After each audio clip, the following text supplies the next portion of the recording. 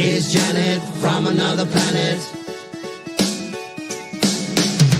Is Janet from another planet? Is Janet from another planet? Is Janet from another planet? Is Janet from another planet? Is Janet from another planet? Is Janet from another planet? Is Janet from another planet? Is Janet from another planet?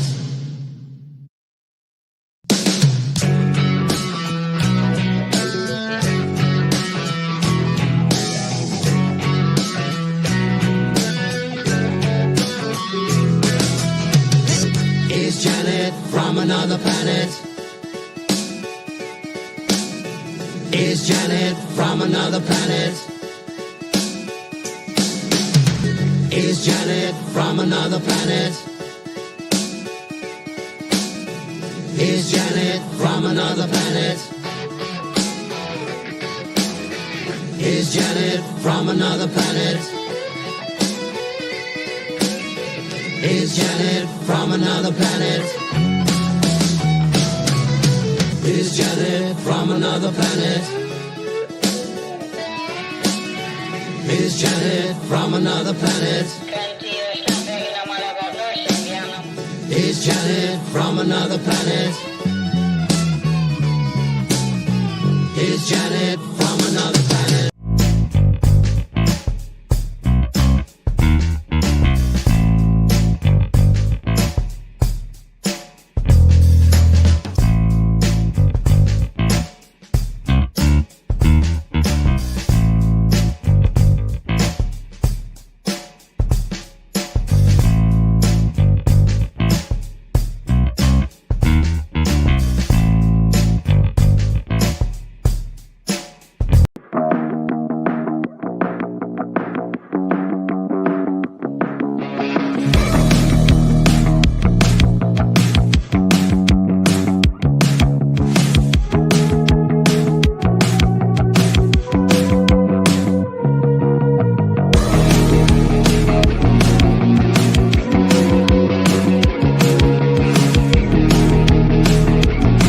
Today's digital landscape with the spread of false information can lead to dangerous outcomes. It's crucial for everyone to think critically and verify sources and reflect on the impact of what they share. Let's promote responsible communication to ensure that truth prevails and actions remain rooted in reality. The opinions you're about to hear on this show are strictly those of the panel. The following program is rated TV MA LSV. It contains strong language, sexual situations, and violence. It is intended only for mature audiences. Well, hello, everyone. Welcome to the Friday Night Shit Show. And it's really sad that we're going to start off right off the bat talking about, well, not really talking about it, but bringing it up, the fact that Kyle Busch passed away. And it's just really sad. It just doesn't seem fair, you know. But I'm going to play a little thing that talks about how he was asking for a doctor to give him a shot during one of his recent races, and he had cold-like symptoms. But I don't know if that had anything to do with why he passed. But he was only 41 years old. And I just wonder if he was one of the ones who was vaccinated or not. But I just want everybody to please pray for his family, because it's really sad, especially being so young. But I want to play this little thing. It's only a half a minute or whatever long, but I just want you guys to hear. Here we go. Kyle Busch has been suffering from a sinus cold all week. Lost 5 spots on that pit stop. He has asked to have medical attention available after the race. Here's his radio. And can somebody try to find Bill Heisel? He's the Hendrick doctor guy. Tell him I need him after the race, please. Hey, do you want Mr. Bill at your car or at your bus after the race? Bus. I'm gonna need a shot. Copy. He'll be at your bus. Racing can't be any fun when your head is completely stuffed up like that. It's the worst. Kyle Busch. Yeah, it's pretty sad. I mean, I know what it's like because of my allergies and stuff to be stuffed up. But sometimes they get an IV afterward because it helps them stay hydrated. It also has like extra vitamin C, vitamin D, things like that to help boost their immunities. But I just want everybody to be thinking about his family and praying for him. But besides this, there's also some other bad news that I'm going to share. Just give me a second. I got to bring it up. Yeah, it's just like, it's just sad, But I think it's this one. Yeah, I just wanted to tell everyone, if you don't know already, that Tulsi Gabbard is stepping down. She turned in her resignation. Her husband has been diagnosed with extremely rare bone cancer. So she'll be stepping down. And man, she did such a good job, but I can understand that she wants to be there with her husband, and I pray for him, and I hope everyone prays for him to help him through this cancer struggle that he's on. It's just really sad, but she's done such a phenomenal job, and I hope everybody's thinking about it. But things like this happen, and we have to be able to just keep chucking. It's the best we can do is to try to just keep staying active and not let sad things like that ruin our days, because things are going to happen. But I want to bring up a few people here. Let's see. Hi, Jackie. Thank you so much. I really appreciate you so much. I know you can't stay very long, but you're always telling me good luck, and I really appreciate that. But I don't think you ever identified the other planet. No, the other planet I'm from is called Venus. So I just stay here for short periods of time, and then I travel back and forth. But there's no men on my planet, so that's why I come here.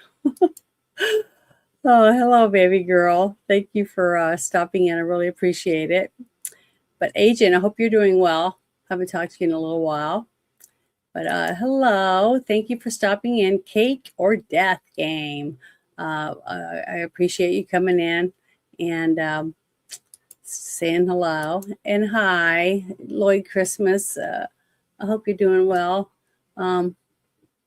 No, Ruben, I didn't get your message on X. But do you want me to send you an invite?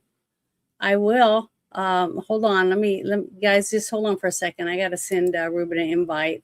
I'm getting really lax at it because I'm so used to doing the show by myself that I just forget to send people an invite to say, hey, come join me for the show, because people are sick or they're busy or they just don't want to, talk about politics. So just give me 1 second. I'm going to send this to Ruben.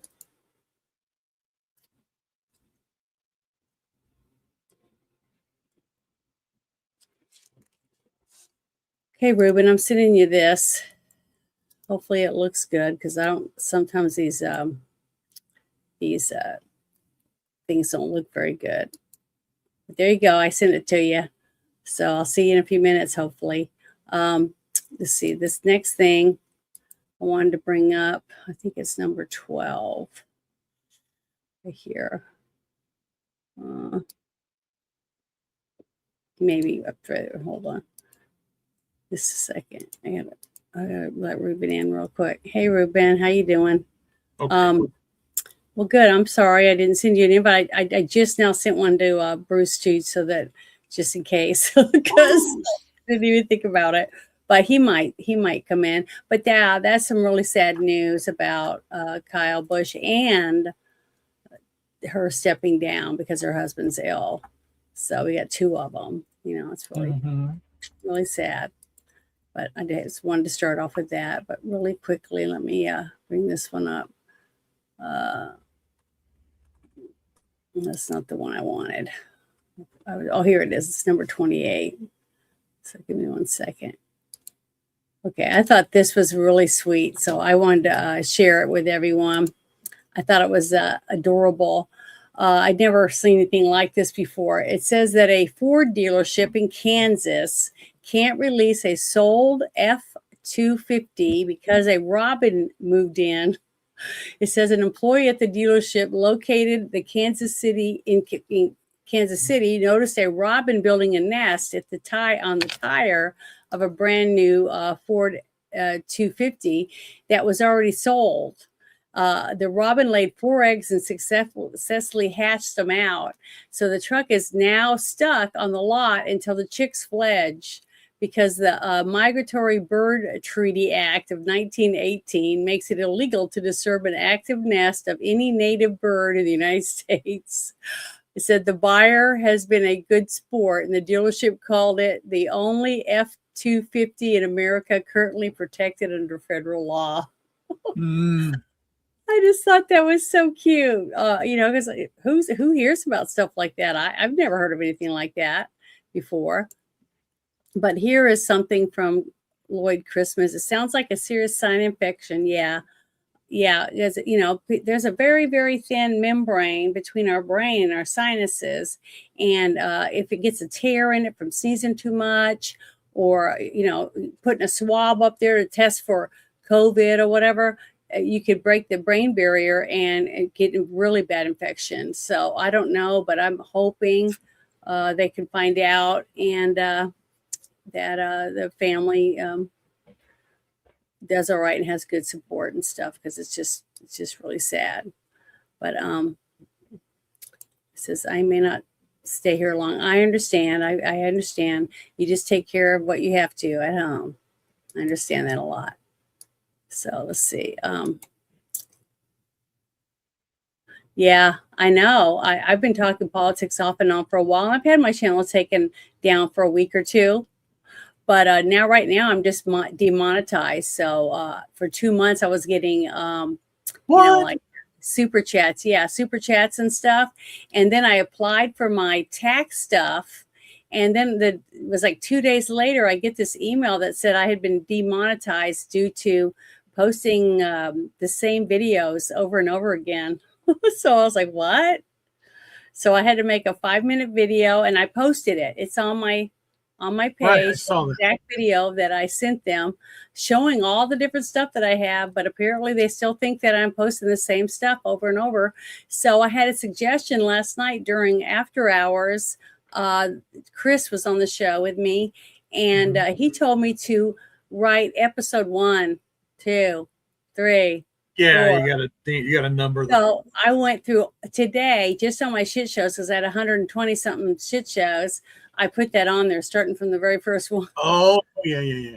So I've been slowly trying to do that. And then I guess I'll wait and see if they say anything. But, it's just ridiculous that the person can't look at the video I sent them. It shows all the different stuff that I have on my show or on my channel. But, oh, well, So I've seen channels where they just have a camera facing on the lake behind their house, and that's all they do. So... and that's repetitive, that's like the same thing over and over again. So I don't know. I have no idea. So I'm not going to worry about it. I'm just going to keep doing what I'm doing. And, oh, well, nothing I can do about it. I can't pull something out of my ass that I don't have, basically. Yeah. A lot of people say that it's AI. It's not even humans. So if it's not a human, then, they can say whatever they want. It doesn't really matter, does it? But here we go. Let's see what this next thing I had to pull up. It's number 12. Oh, that's not it either. Just give me a second. I got to close this and look up there and see what I'm messing up on. Okay. Let's see. Okay, here we go. This is it. Sorry. Just really having a bad time today. Figuring out what I'm doing. Okay, it's number 7. All right, so you probably saw this already, but it says breaking. The former SOCOM employee, let me push pause on this, arrested for leaking classified secrets to journalists has been identified as Courtney Williams, a U.S. Army veteran. Give her the maximum penalty, put our troops' lives at risk, should be met with harsh punishments. But I'm going to play this for you. Here you go. Security clearance while she worked with Delta Force there with the Army in Fort Bragg. She's the whistleblower that called out the maltreatment that she was experiencing while working there. But the feds believe she was giving away a lot more than just workplace secrets that could have put soldiers' lives at risk. For 8 years, Courtney Williams worked in the Army's Delta Force at Fort Bragg, behind-the-scenes work to help maintain cover for one of the military's most secretive groups. But now she's being accused of leaking top-secret information to a journalist that could have put soldiers' lives at risk. Williams was quoted in Seth Harp's book, The Fort Bragg Cartel. My book is critical of these institutions because I think that waging war in secrecy for 20 years gives rise to a host of cultural problems that spill over into communities like Fayetteville. WRAL interviewed Harp about the book in October. Williams was quoted extensively when referring to a toxic work environment within Delta Force, where she claimed she was sexually harassed and discriminated against while also sharing information about work she would do. A criminal complaint filed today indicates she had concerns about how Harp's reporting could affect her, telling her mother, "I might actually get arrested," and also telling Harp, "I would definitely have been concerned with the amount of classified information being disclosed." She continued, saying in part, "I'm taking deep breaths, but have a feeling this is going to be more of a nightmare for my children than not." Harp declined an interview, but sent me a statement calling this a vindictive act of retaliation and saying in part, "Former Delta Force operators disclose national defense information on podcasts and YouTube shows every day, but the government is going after Courtney for the sole reason that she exposed sexual harassment and gender discrimination in the unit."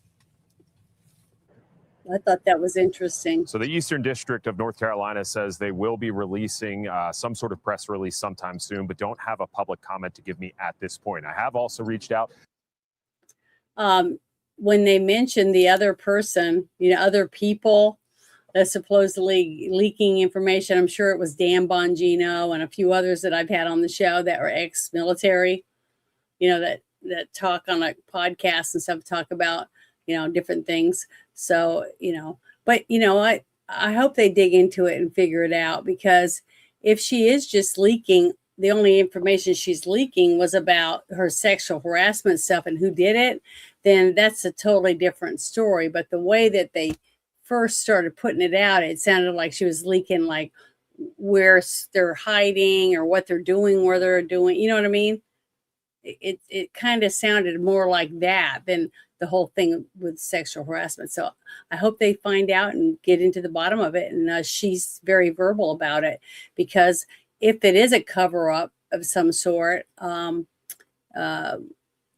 wouldn't be good. I think that, with the mess that we have with the DEI hires and stuff, that we need to have it come to the surface, and we'll find out, for sure what's going on is what I think. I hope, but we'll have to just wait and see. But I just wanted to share that because I thought that was interesting story that hardly heard anybody else talking about. So, that's the way it is. But let's see. I think it's this one. Yeah, I think this is it. This is another one that I thought was pretty good. Let me push pause right here. Have you heard about this one?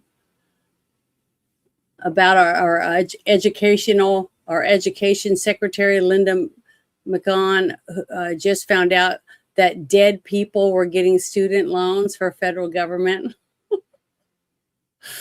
Billions of dollars are now being saved. There were bots, ghost students, dead people getting these loans. We enforced and tweaked the entire system, so we have real-time fraud identity now, which is great. I mean, it's really pissing off so many people because they can't get their freebies anymore. But a person that applied for a loan for a dead person so that they get the money to do whatever, they should go to prison, don't you believe? Ruben, Yep, don't you yep, think they yep. should go to prison? I mean, I can't see why anyone would complain about anyone trying to stop fraud. It's shocking to me how many people I hear complaining about how this is like harassment of some sort.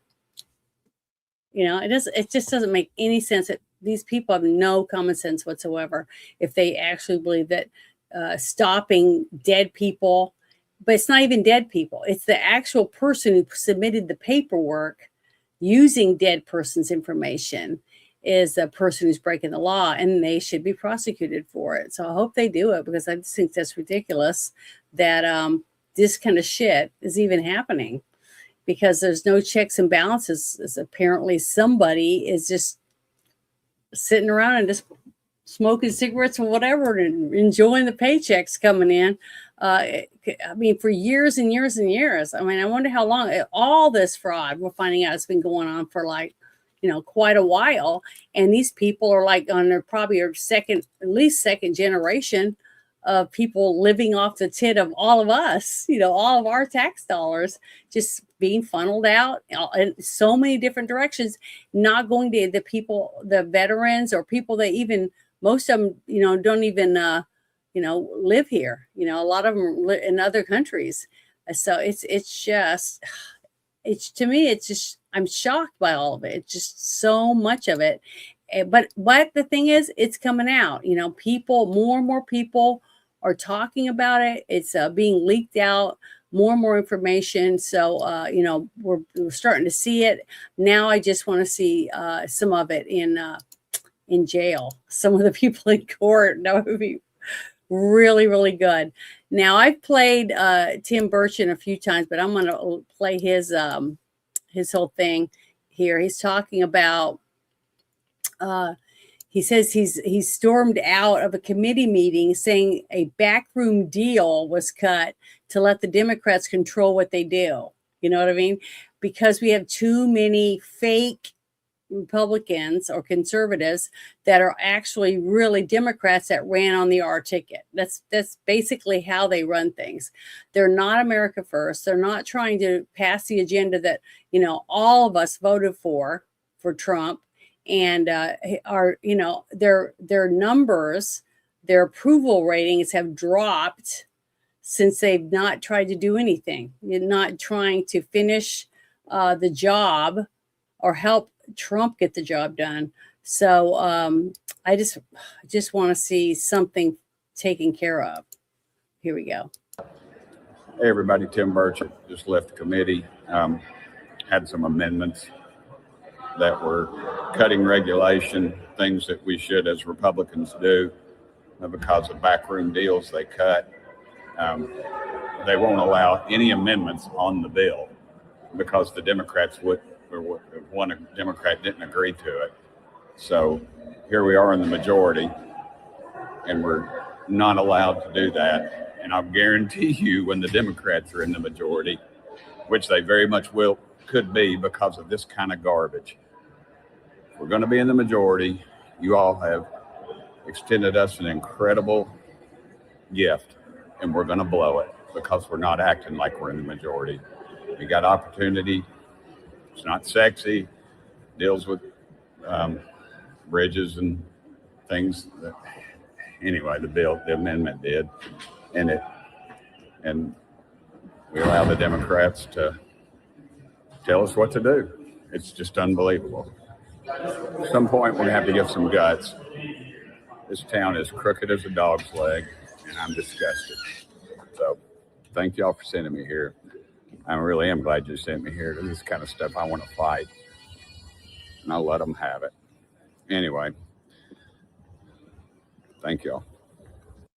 Now, see, the thing is, we still have honest people that are still trying to fight. They're still trying to let us know what's going on and give us transparency so that we can tell other people, and hopefully, you know, other people will vote those people out. Or, you know, like what we're seeing with the upturns with like Massey and a few others during their midterm things, so people are fed up. People are sick and tired of the same old kicking the can down this road even longer shit. And there more and more people are standing up to it and putting people like him in office, and Kennedy. He's another one that does the same thing. He makes his own little videos, from home or whatever on his phones. He's just like, he just gets so pissed because there's nothing you can do. And he said they're just nothing but a bunch of cowards. They just cower in the corner and take their check just like regular Democrats would do. So it's really frustrating, but it's still nice to have somebody that we know is still trying to fight. And it's not just him, because I've seen, a few here and there all doing the same thing. So we do have, a couple here and there that are all trying to, fix the mess. But hold on, I got to look at this and see what happened. Let me see. We refresh this and see if it fixes it. Okay, it fixed it. Good. All right, I was worried about that because when I went on click on it, it was that little pile of poop with the X on it, saying that something went wrong. So let me open that one up. That's the one I was trying to open. I was like, what is going on? But here we go. All right. The mastermind behind the feeding of our future fraud scam. Have you heard that? Feeding our future, the fraud scam in Minnesota has just been sentenced to 41.5 years in prison. It says Amy Bach orchestrated the $250 million scam during COVID, billing taxpayers for fake meals for kids. She deserves every single day of this sentence and more. But here's the whole thing. I'm going to play it for you. Breaking news. A Minnesota judge has just sentenced the mastermind behind the Feeding Our Future fraud scheme, Amy Bach. She just got more than 41 years in prison. The prosecution is asking for a 50-year sentence and her defense about 3 years. So that's somewhere in the middle that they got that, but closer to what obviously the prosecution wanted. The scheme involved the theft of nearly $250 million in COVID funding. That money was meant to feed hungry children. State leaders claim they were unaware of the fraud. Here's what Amy Bach told our Alexis McAdams from jail back in January. I honestly believe Keith Ellison and Governor Walz need to be held accountable. There needs to be an investigation done. If they weren't aware, that's concerning. Breaking news, a Minnesota judge has just They weren't aware that she was stealing? Is that what she was basically saying? I mean, like, she was there. I'm sure they made a shit ton of money, all of these people, because when they did the recall, trying to recall him, Waltz or whatever his name is, none of the Democrats, not a single Democrat voted to impeach him or get rid of him. So they're just as corrupt as him, because if you can't vote against someone to put them in jail, whether they have an R or an L or a D beside their name or whatever their skin tone is, but because they're a criminal and they're stealing from the people that put you in office to stop the crime and whatever else, then you're useless. Why are you even there? Why are you running for office and saying you're going to do certain things, but you'll only do it to that one guy way down there at the end of the road, no one else? It's just pathetic and sad.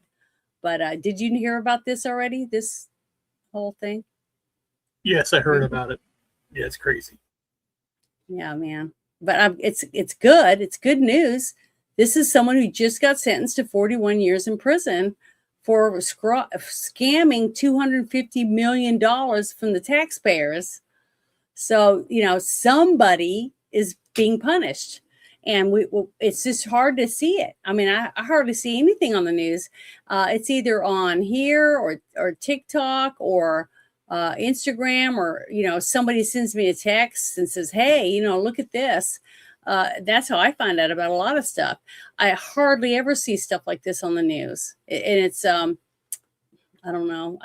To me, the news is years ago when I was a little kid. I remember like my mom used to watch, I think it was called Headline News or something like that. And every half hour, they started the news cycle again where they were just saying the news, you know, car crash, a train wreck, or a tornado. You know, they were talking about all kinds of a robbery or, you know, things, news. And today it's like everyone's The View. I mean, you know, there isn't anyone doing the news anymore. It's all, you know, commenting on somebody's clothes or whether that person's going to be in a golf tournament or, you know, I don't know. It's just, it's ridiculous. I just want to get back to the facts where we have people at a news desk talking about the news, you know, and informing people like I thought the news was supposed to be, but I guess not anymore. But I hope we get back to something similar to that because we sure need to know what's going on.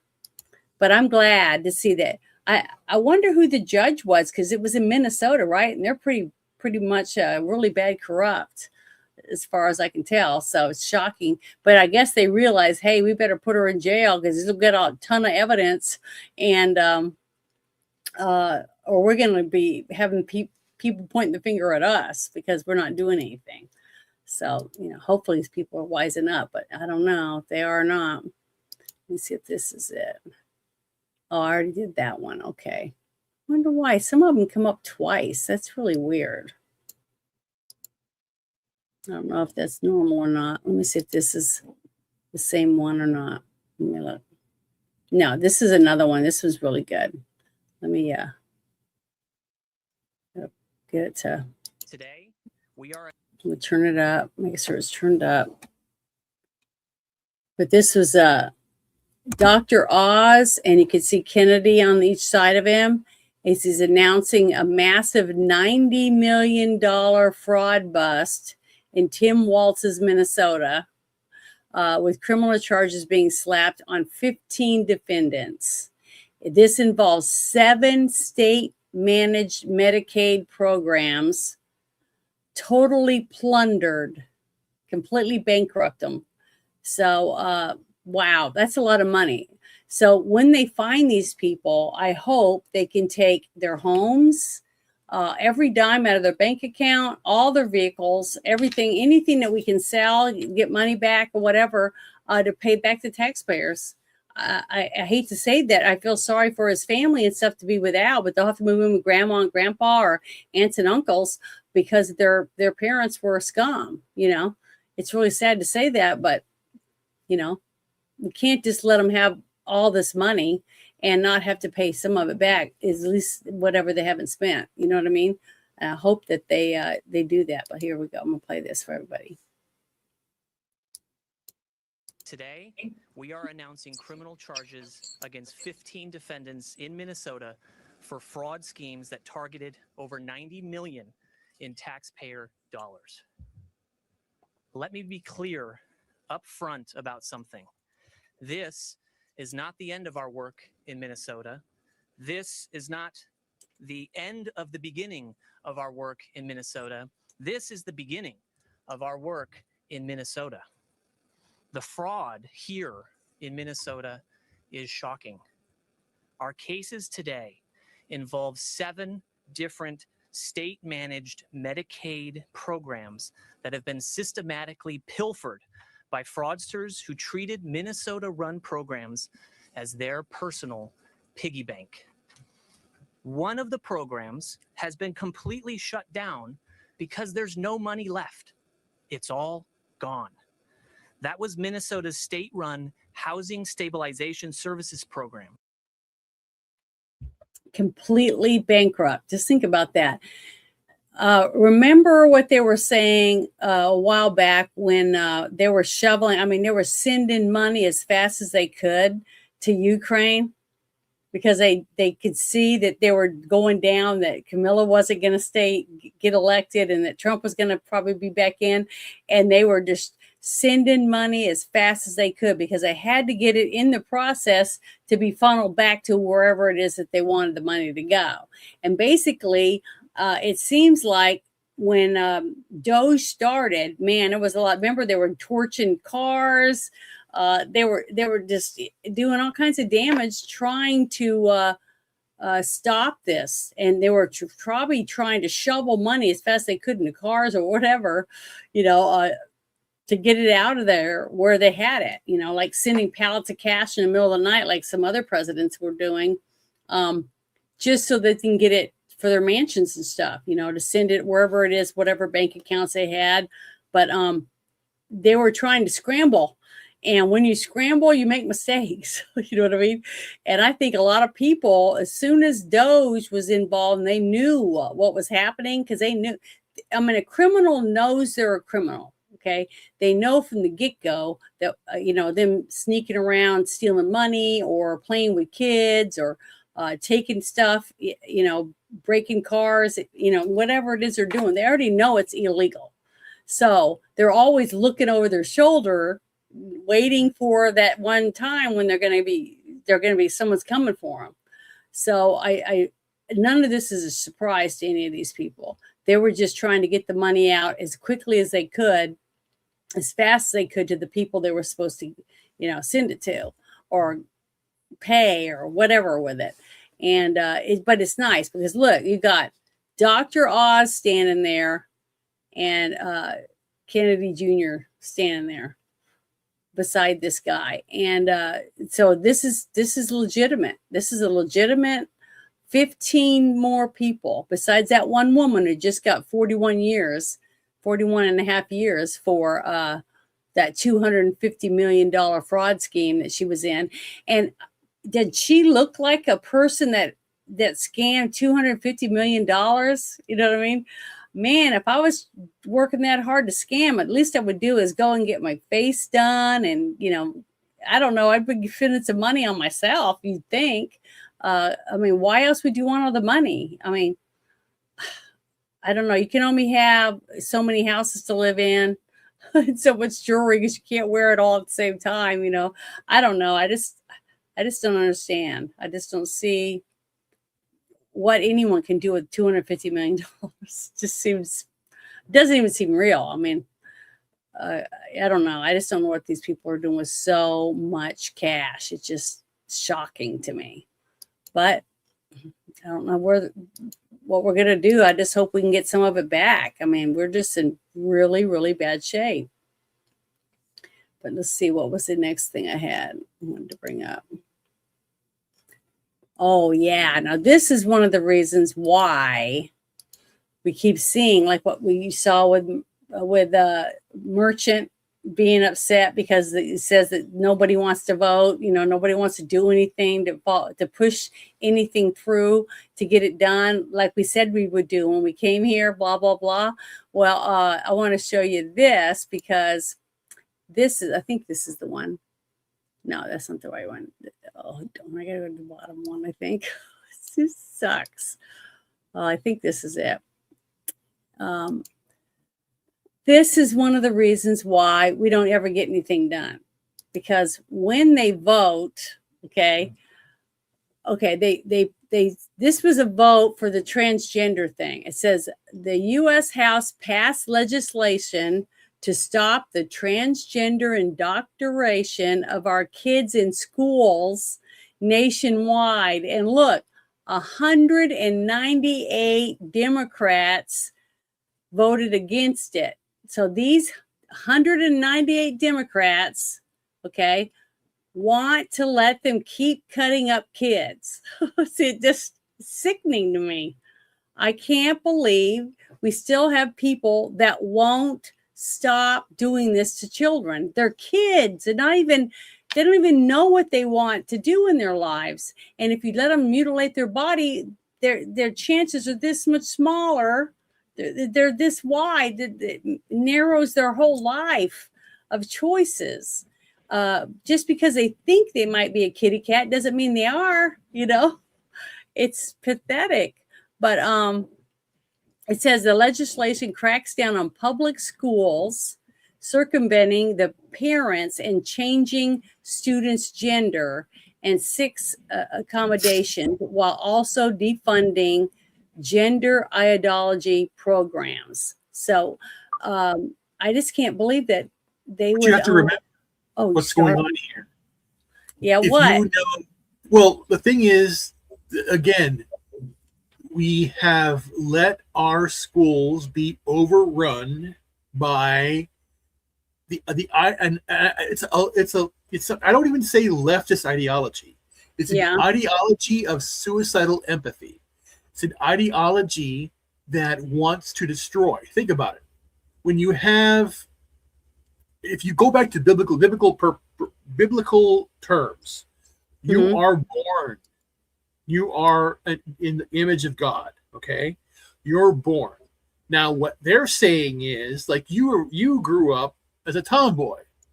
Imagine if you were now, you would have teachers telling you, whispering to you, that you are actually a boy, and they're hiding it from parents because because again, think about it. If you take what God gave you and then mutilate it, that's what they want.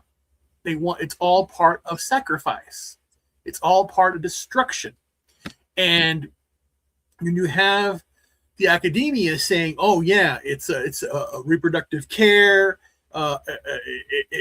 you're helping these kids, because they really are transgender or whatever crap they are, which they're not, and they are basically trying to because you have all these different surgeries. Think about all the surgeries they do, and you have surgeons that are excited to do this because it's mutilation. The same thing with Botox, the same thing with the Ozempic, the same thing with all medications. It's a big cabal where they try and say, okay, what can we do to utilize everything and change everything around? It's the mutilation of humanity, and it's basically that's what they do. And the way that our system and government right now is set up, it's a binary where it's as dumb as, here's a glass and the glass is half full or half empty, and they argue over this glass being half full or half empty, and they don't go beyond anything else. So that's the main issue here, that you have. And again, here's where we have to basically say the truth. It's a uniparty. There are very, very few people, Burchett, a few others, that are out there trying to make a difference. But this whole tug of war of 200 to 190, or it's a difference of one vote, 202 to 200. Do you think that's the way it is? No, because it's only R&D. They slap it over, and you have some crossover because again these bills they are voting for are so huge. You have one little thing here, one amendment, this and that. It's just crazy. So basically, it's a terrible scheme for all humanity. What they're doing, they're just basically destroying the family, destroying lives, and they don't care about it. Well, after I saw that vote, this was sent to me, and I wanted to play it for everyone. It's not very long, but just listen to what his response is to this young woman, because basically what he's doing is that he's doing what Charlie Cook was doing. A lot of people have stepped up, and they're stepping in to go to these colleges and talk to these young people that asked all these questions and stuff. So, which is really great. And it's really hard to imagine regular people, that aren't liberal, wackos or whatever, going to colleges and being led on campus to actually speak to students. But I wanted to share this. I don't know if any of you guys have seen this.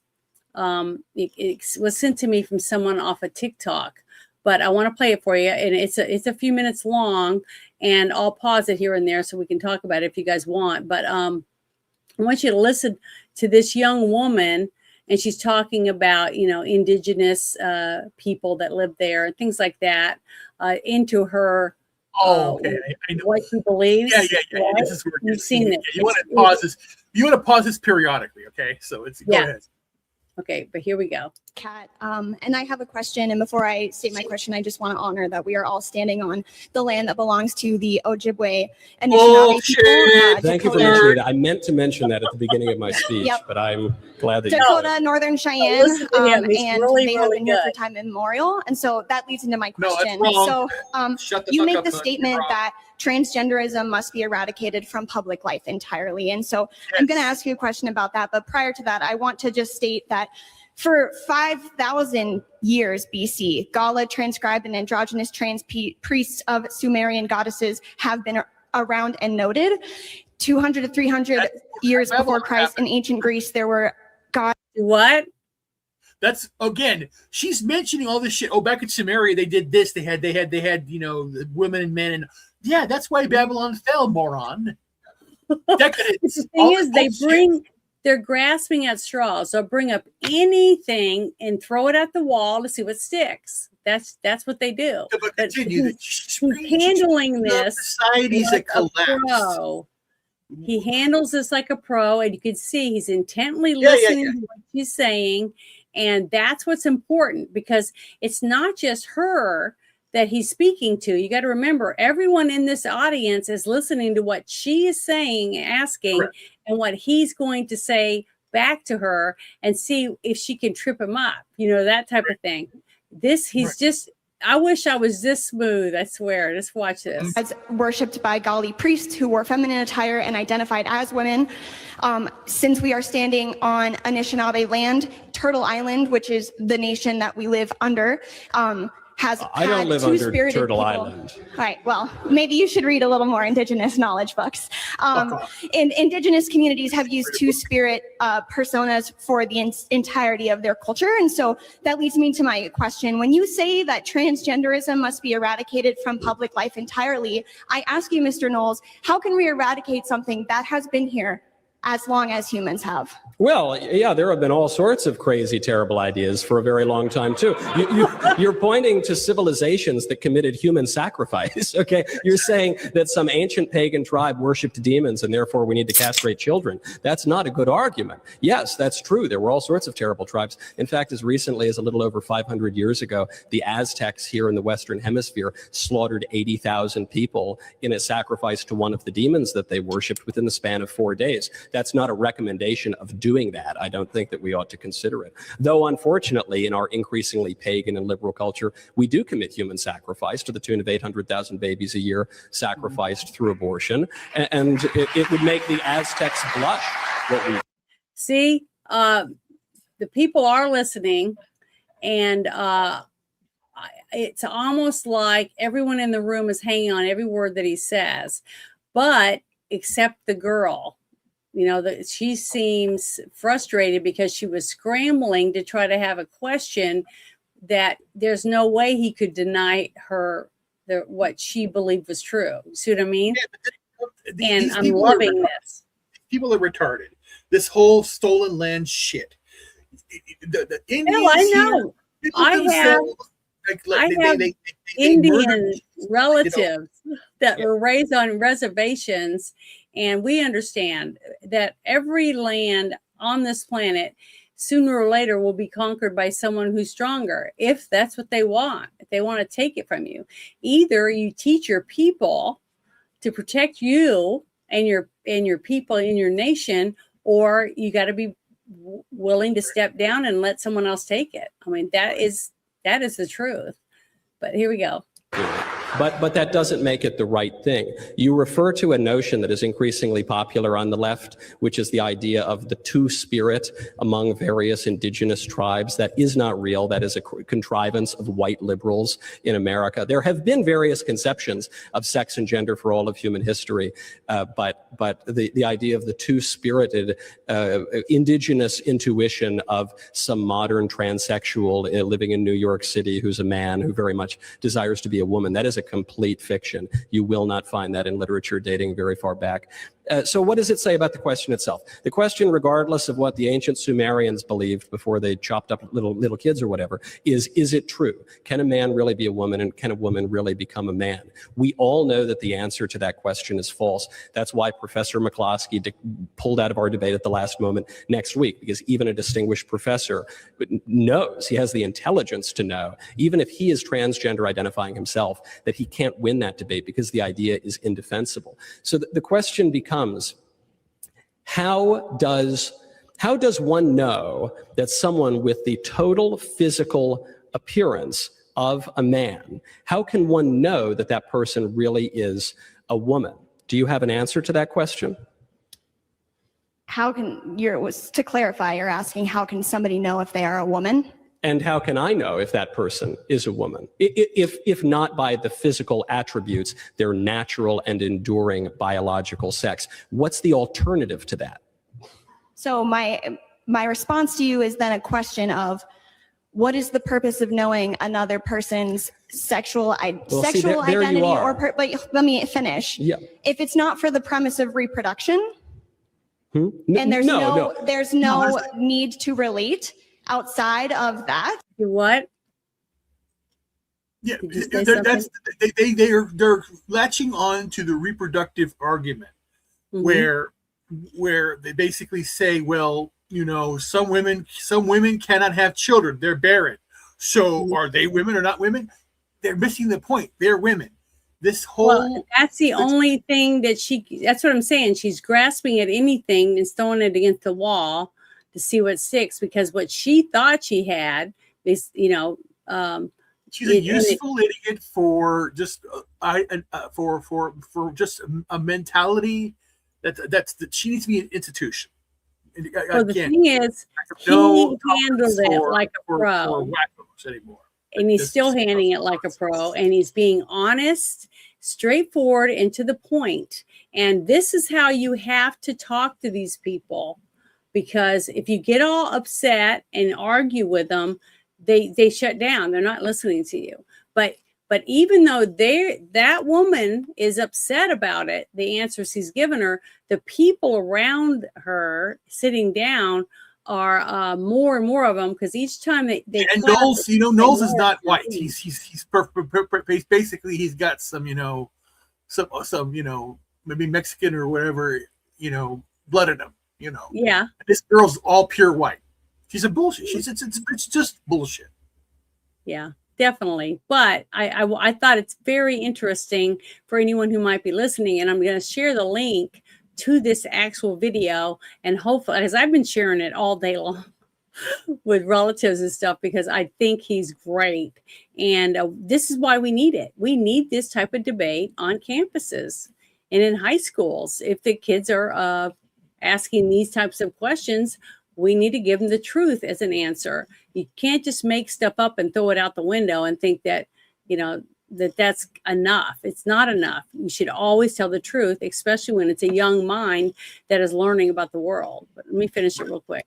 Then I don't quite understand why we would need to question or. So this is what happens whenever you ask a transgender activist to explain even the basic premise of the movement, is they'll immediately say, well, who cares? Why are you so obsessed with this? I'm not obsessed with this. I'm not the one who started sending men into the women's bathroom and taking away their trophies and castrating kids. I'm perfectly happy with the way things have worked for thousands of years. It is the transgender activists who are trying to upend everything. And so I think it is at least my right to ask the question, okay, what is the premise of your movement? But they always deflect from that. They always withdraw from the debate. They always try to change the subject because there is no answer. So you ask me, well, what's the purpose of, why do you even care? What's the purpose of knowing someone's biological sex? Well, for starters, because we have civil rights specifically for women in the United States. We have special bathrooms for women. We have special sports leagues for women. We have all sorts of special places and rights and privileges and that are for women that are not for men. So if now some men, people who at the very least appear to be men,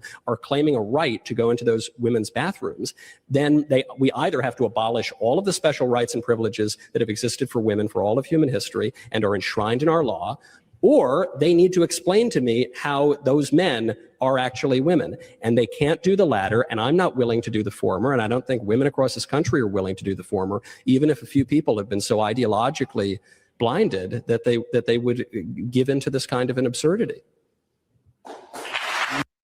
Perfect answer. I mean, every single thing he said was spot on.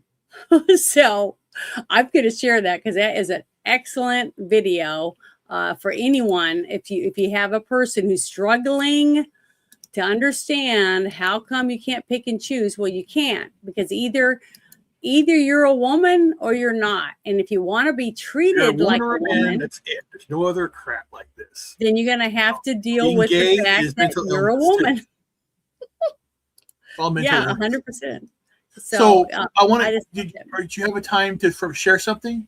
Yeah. What do you want to share? So I put the link in. You can share the In link private chat? in the private chat, and I'll share it right now because it's a segue that's on this aspect. I wrote an article on Okay. Substack. I'm Go ahead. gonna put it in the chat for people while you talk about it. But once you bring it up, do you want me to bring it up? I got it. Okay. I'll drive it. So I have this. I wrote this on Substack, and the link will be in. I hope put it both in Rumble and YouTube, so everyone has it. So it's my Okay. Substack. It's about suicidal empathy, haircut loose from reality. That's what's going on here. Because I've basically been doing a lot of studying my entire life about what's going on in the world and what's on now. And I wrote this article just when was it? Yesterday? Yeah, I wrote it yesterday. So the basic aspect here is the Ouroboros. If you know about the snake that eats itself, that's us. We are actually worms. We have, again, we're durosomes. We have, a mouth and an anus, and that's what we are. We're the snake. We're the snake in the Garden of Eden. We're the snake everywhere. We're doing it to ourselves. Everything that we do. So this article goes through at a very high logical level by the language that we use and the way that we implement it on how we're destroying ourselves. And I put down here, there's a prologue here. I won't read it. You can read it on your own. But it's very, very detailed, the false light of self-negation, because that's what's going on here.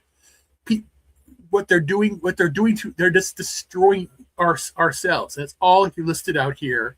I have the math behind it too. And everything. So here in my math that I have here, it's basically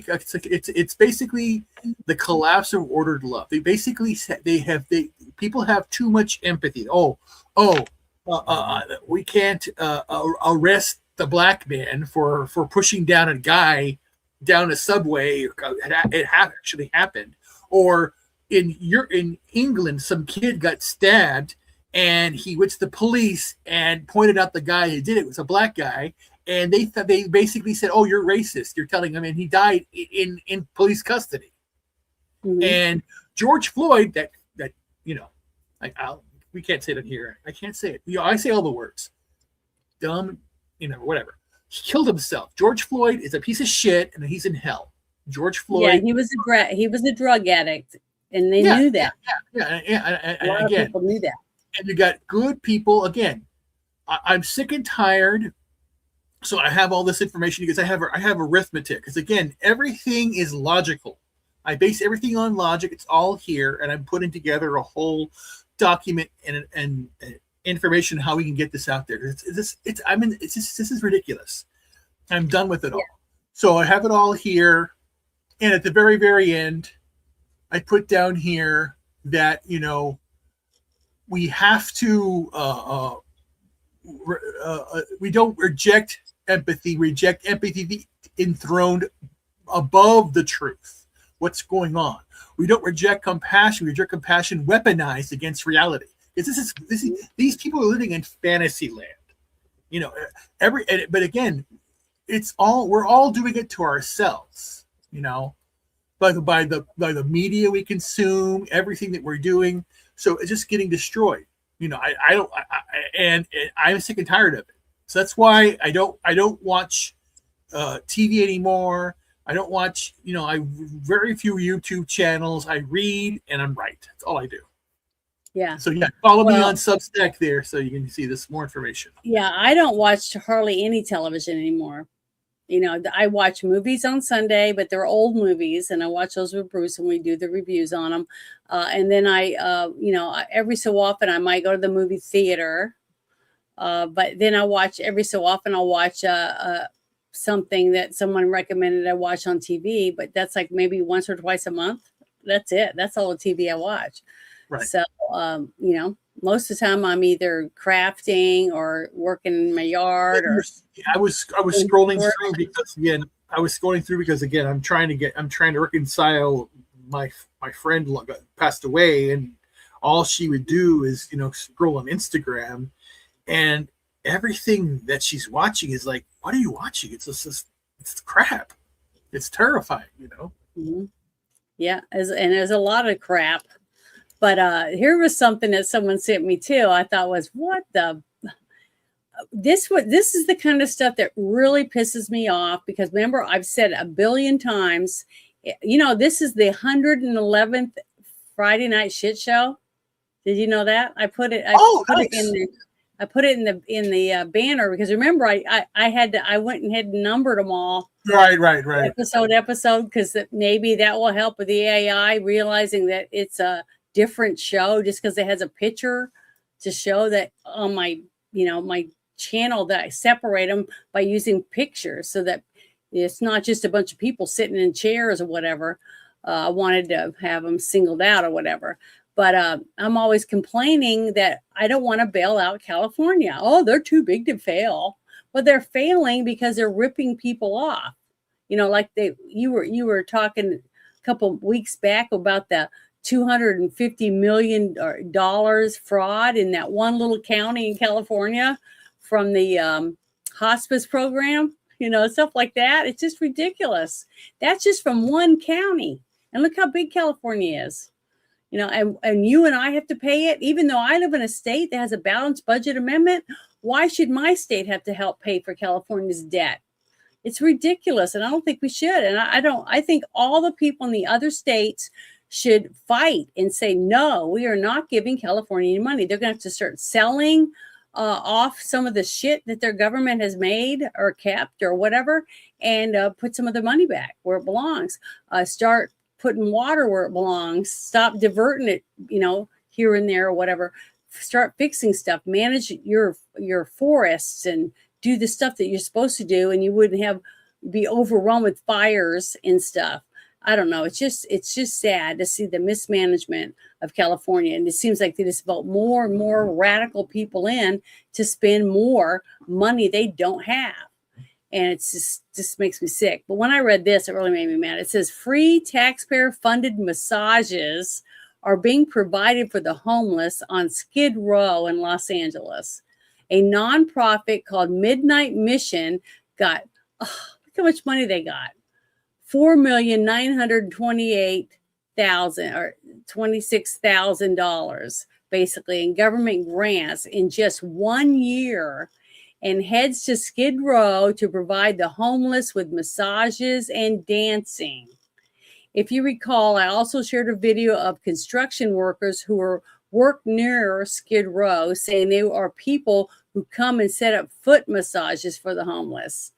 California wants to make sure the multi-billion-dollar homeless honeypot doesn't just walk off and go somewhere else. So they have to keep them happy on Skid Row.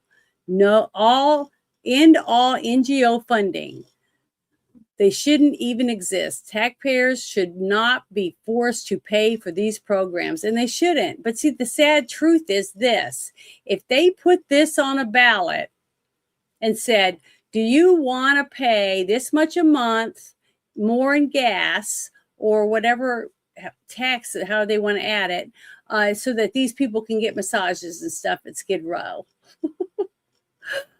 I think they'd say no, but and then they wouldn't get the money. That's why they don't tell you what they're going to do. They just say, we're going to help the people, the homeless. So when you hear that, you think, oh, they're going to try to help them get jobs, help them find a place to live, stuff like that. No, instead of worrying about that, they just give them a couple massages. It's just ridiculous and stupid. But I'm going to play this for you.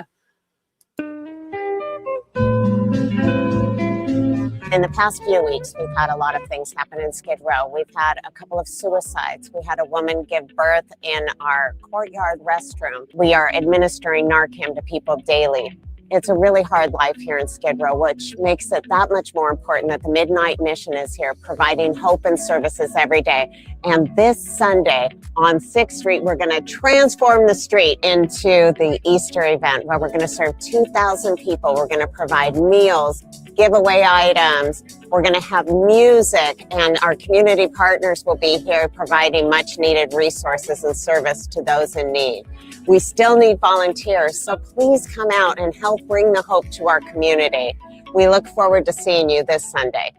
What's sad is all that money they wasted when they could have been cleaning up the street and taking these people to a shelter.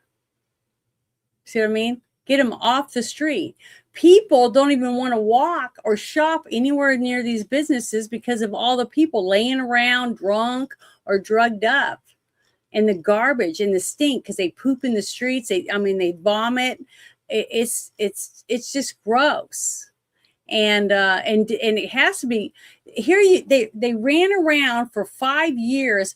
Put your mask on. Don't stand but 6 feet away. Wear your gloves. Blah blah blah. And now you got shit everywhere. Human feces on the roads and stuff, and pee on the sidewalks and all that. And we're supposed to just think that's okay. And you step in human feces or whatever. After we just went through all this, and I still see people driving in their cars by themselves wearing a mask. Yeah, they're going to drive through Skid Row while people are getting a massage and there's shit right over there 5 feet away. Stuff like that. It's shocking that if I was to tell somebody that I'm making a screenplay about this shit, they would tell me that's the stupidest story I ever heard. No one would believe you. But look, it's happening right here as we speak. It's happening in our streets, and people are donating money to do it. It's just shocking to me that this is the kind of crap that they spend money on when they could be helping people with it, giving them food, baths, a place to sleep. I don't know. To me, it's ridiculous. All of this is ridiculous. I don't understand why this kind of stuff just keeps happening. Where these people come from. And when the money ends, when the money is cut off completely, this kind of stupid shit will stop. So we got to stop giving them money to waste. It's ridiculous. But yeah, I know it's 111 episodes tonight. I was shocked when I went through all those things to put episode 1, episode 2, all the way on there, because apparently they think I do the same show over and over again. I'm just playing the same video over and over because no human has watched it, even though I sent them a video, a 5-minute video showing them all the different stuff that I have. But apparently the AI thinks I'm making the same video because I have a picture that says Friday Night Shit Show. And it says the name of the show and stuff, but now I numbered them all because my guest last night said, try numbering all your shows 1, 2, 3, 4, because that's how stupid AI is. Because you got to remember, it's just AI. It's not a human being thinking like, a logical thought that, yeah, there's all these pictures of the same, but they're not the same show. But apparently they think so, but oh well. I can only do one thing. I'm just one person, but oh yes, I know. When I heard somebody tell me that, I go, you gotta be full of shit. There's no way that's real. But they showed it to me and I was like, this is disgusting. That somebody is actually making money from people downloading an app so it's nowhere not to go, so you don't step in human poop. Ew, it's just I don't know. It just is. It's scary shit. I mean, that this is where we are now in our country, where hard-earned people's tax dollars go to this kind of crap and apps, so you don't step in poop. Oh, I don't know. This is really, really sad. But man, we are in bad shape. I mean, we are really bad shape. If that's the kind of, well, not here. Not in every area. But in California, it's gotten so crazy. Every day I watch the news now, it reminds me of that movie. What was the name of it? With Snake Plissken, and he got trapped in LA. Escape from LA, I think. And they had these crazy people like surgeons that were really weird looking because they kept doing. So their actual people from California showed up. It was like, it's just craziness. I mean, and it's happening right now. You look around and you see all this shit and you're like, they could see the future, whoever wrote some of these movies, because it's like it's actually happening today. It's just scary stuff. But this is something I wanted to share because I was really excited about it. About 3 years ago, maybe a little longer than 3 years ago, when I first started doing live streams, I was on a channel with Drew Taylor, and we had a show, and it was called the something resistance or something like that. And we used to do it. It was a political type show, and we had a guest on there 3 years ago, and we were so excited about it because she stayed on our show for 3 hours and answered tons of questions. She was such a lady, and she was so kind. And I am excited to say I've had Brandy on my show a few times now. Every single video that we did together, I think it was 3 of them, they've all been taken down by YouTube. But they didn't like what we were talking about because she talks about children being trafficked and things like that. That she works for a group called Shepherd's Watch, okay, in Texas. Now they're working on branching out and trying to go do more things, because there's only a few of them that even show their face, because the other ones can't, because they go undercover, okay? But what they try to do is help people on how to report things that you see, how to, try to get parents to understand how detailed trafficking is, and that kids traffic other kids, things like that. So there's just so much in there, but I'm so excited about it because I think it's supposed to air tonight. But I want to share this link. If anyone of you know Lara Logan, I mean, she's just I really love her. I think she's awesome. She went through some horrible stuff herself, but she's a fighter, and she's come through shining. But I want to play this so you can hear it. Let me turn it up.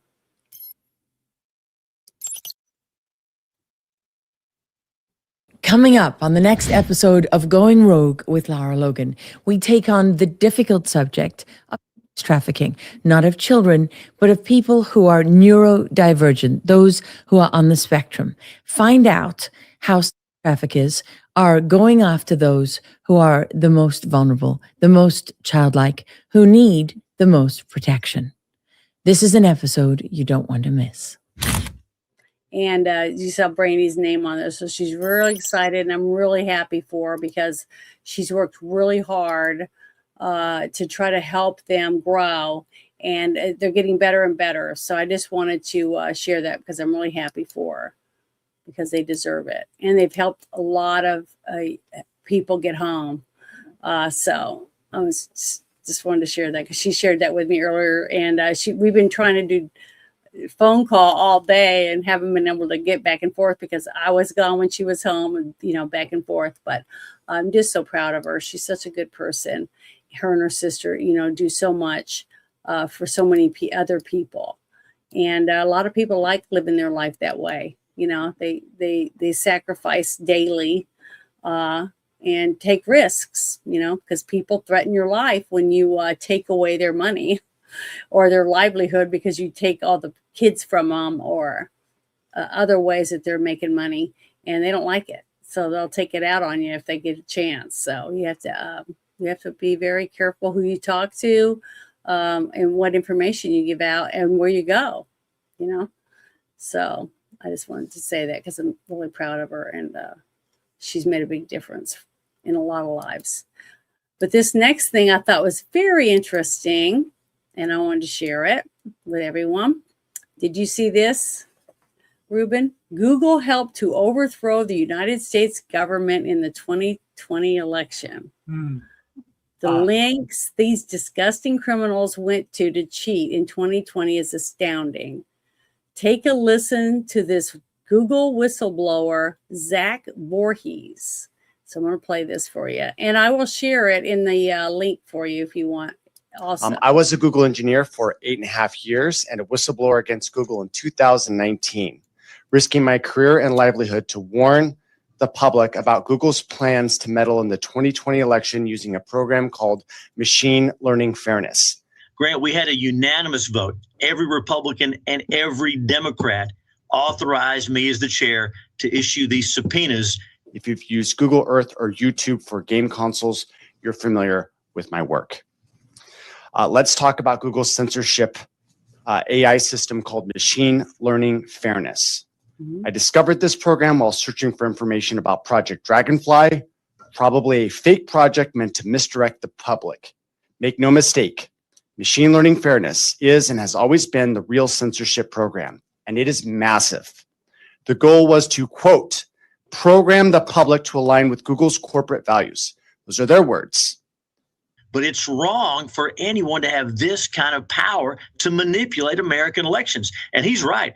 And in Texas, we're not going to stand for it. We're going to shine a light on what they're doing so that everybody can see. Step 1, training data are collected and classified. Step 2, algorithms are programmed. Step 3, media are filtered, ranked, aggregated, or generated. And step 4, people like us are programmed. That's a direct quote from their slides. And it wasn't just in one slide, it was littered throughout the company. This process was repeated in a cycle, with step 4 feeding back into step 1. This sounds like something out of a conspiracy theory, but it's real. Google rewrote their news algorithms, specifically trained on mainstream media stories targeting Trump, such as his fight with Comey. Systems like real-time events, real-time boost, and HiveMind assign higher amplification scores to stories related to targeting Trump. Google's internal documents revealed their stance on, quote, algorithmic unfairness. They stated that even factually accurate representations could be considered algorithmically unfair and removed. And let me just quote them. For example, imagine a Google image query for CEOs shows predominantly men. Even if it were a factually accurate representation of the world, it would be algorithmic unfairness.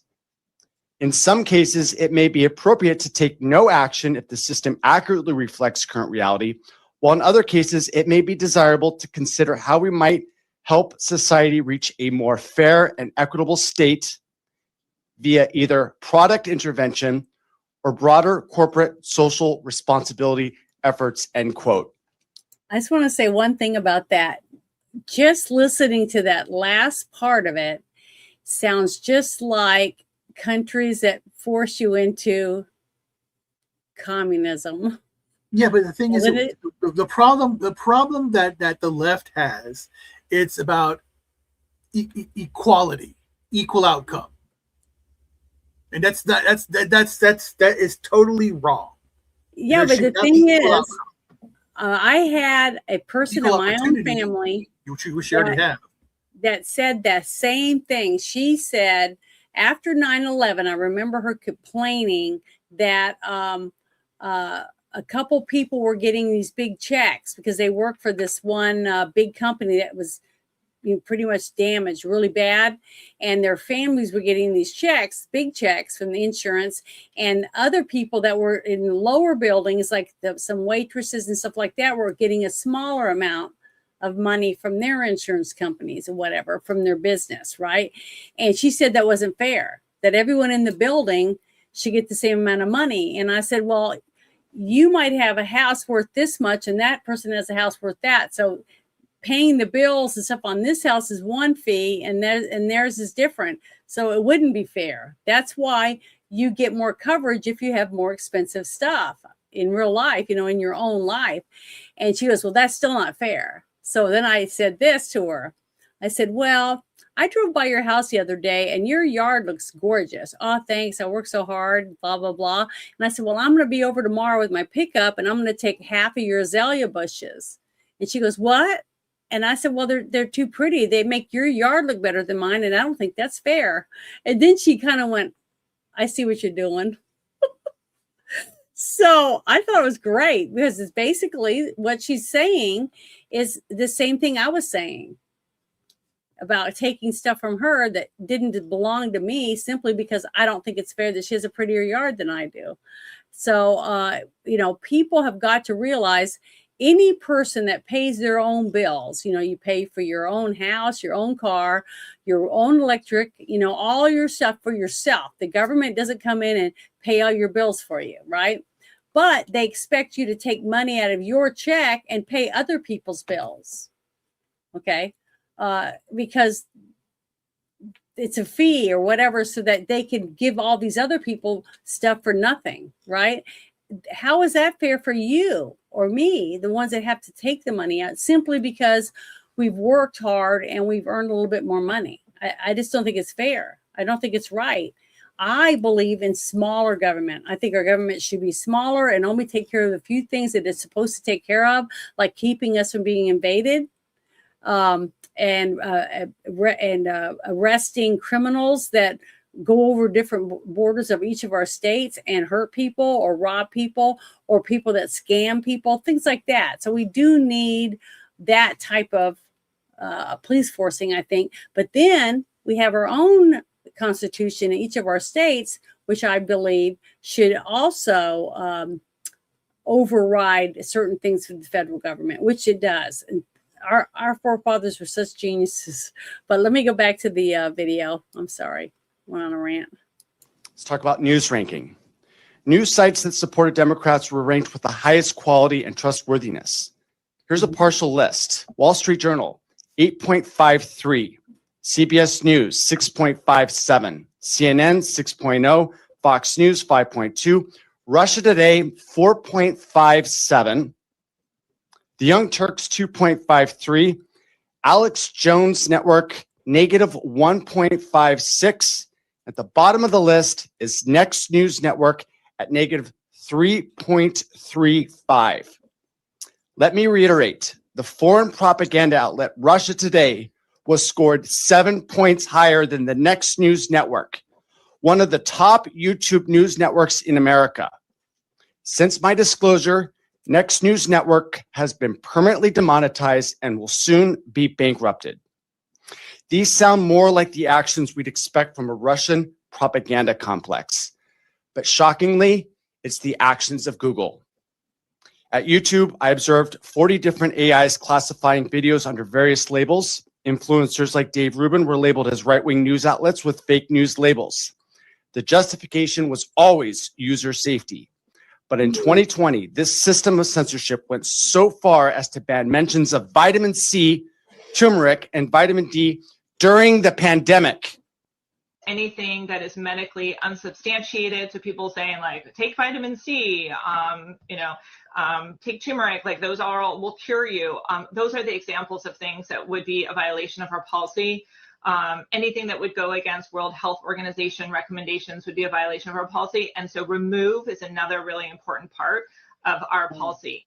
And I believe this because I remember going to Lowe's during this whole mess with the pandemic, and I was trying to get seeds because I had a greenhouse, and they go, we're not selling seeds right now. And I'm like, okay, why? Well, we were told we weren't allowed to sell any seeds.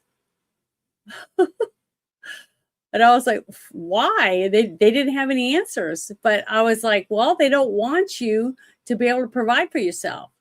So that's after that whole thing is when I started saving the seeds out of my bell peppers and saving the seeds out of my different plants so that I have my own, because you can't trust just because it's good right now, because we have a better administration that seems to be doing more for us, doesn't mean that they're going to stay there.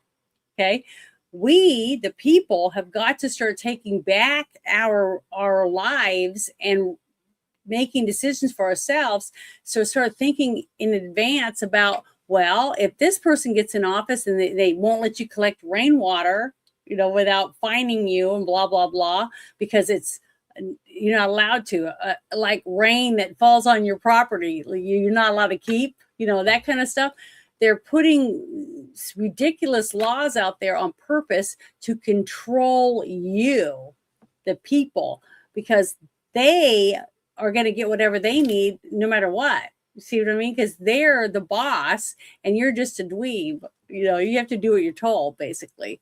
So, this is I understand everything he's saying. I feel like that's basically how a lot of people I know that I'm friends with live. You know what I mean? Right now, we're trying to do certain things on different areas of their life and they can't, because anytime they say the wrong word. Did you hear that video that I played with Lara Logan, and that certain words were like, out of it? You can't even say, you can't even talk about what happens to somebody when someone breaks in their house and forces themselves on them. You can't even use those words simply because that person doesn't want you saying that Mambla is bad or any of these type of things. See what I mean?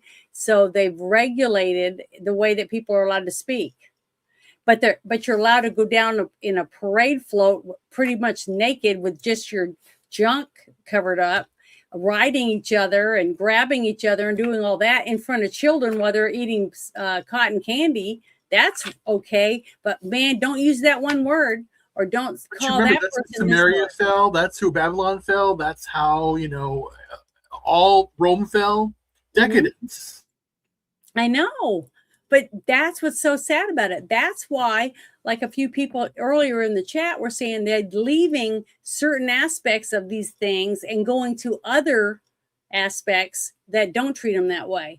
So if you pack up your stuff and you start moving it to another state or another platform and things like that, because you're treated better there and your friends go with you, and it will start to grow. Because remember what happened with Parler, right? It was a great thing. Did you ever get to use Parler? I did. Yes, I did use it. And I really loved it. I thought it was easy to use. I really liked it. It was a wonderful app, and it did so well. But then after they were taken down by Google and YouTube, and I think there was a big group or big company or whatever that helped, and they took their servers down. Apple? Okay. But they took their server down because they didn't own their own servers. So then all of a sudden it comes back and they say, oh, come back. But I'm like, do you have your own servers? And they never would answer me. I said, no, I'm not coming back, because I'll just go through the same crap that I'm going through now. Yeah, because you can't use Amazon or Google. It's not worth it. But look at, you got Blue Sky now. Okay. They left tons of holes in X where they can go in and out whenever they want. They whatever, however you do that when you're a hacker, by X's and O's and numbers or whatever, ones and zeros or however that works. They left ways to go back and forth and harass people, report people, whatever it is that you're doing, and fill us up with sex bots and do whatever, because I can see it. I can just see that it's messed up a lot. And they're constantly trying to fix it because they bought something that they left bombs in everywhere, basically, because they're like hackers. They knew what they were doing. And then they went and they started Blue Sky, and they just sit over there and laugh. And as they go in and back in and out of X, and I feel like I can see a lot of it. But, maybe it's just my imagination, it's just my point of view or whatever. But I feel that way. I feel like, there's lots of bots over there. And I see bots on all the other platforms sometimes in the chat. Like I have to turn on the subscription thing, because if I don't, someone will wait 10 minutes just so they can say some kind of disgusting crap, because they got to say it so bad. And they have to say it to people like me, conservatives, and try to shock me or make me cry or whatever. So I don't know. I just posted and say, hey, this guy waited 10 whole minutes so he could write this down. So I'm going to put him up here on the screen and give him his, 2 seconds of fame, because he deserves it waiting 10 minutes to become a member just so he could do that. So it's like terrible. But let me finish this real quick. It's almost over. So you're not just putting the truth next to the lie. You're taking the lie down. That's a pretty aggressive approach. Despite public statements to Congress, Google has many blacklists, some literally named blacklist.txt. For example, the 8th Amendment of the Constitution of Ireland, shockingly, was blacklisted from YouTube. Public needs to know what's going on. What recommendations would you have for this legislature to take action to address the issues you address?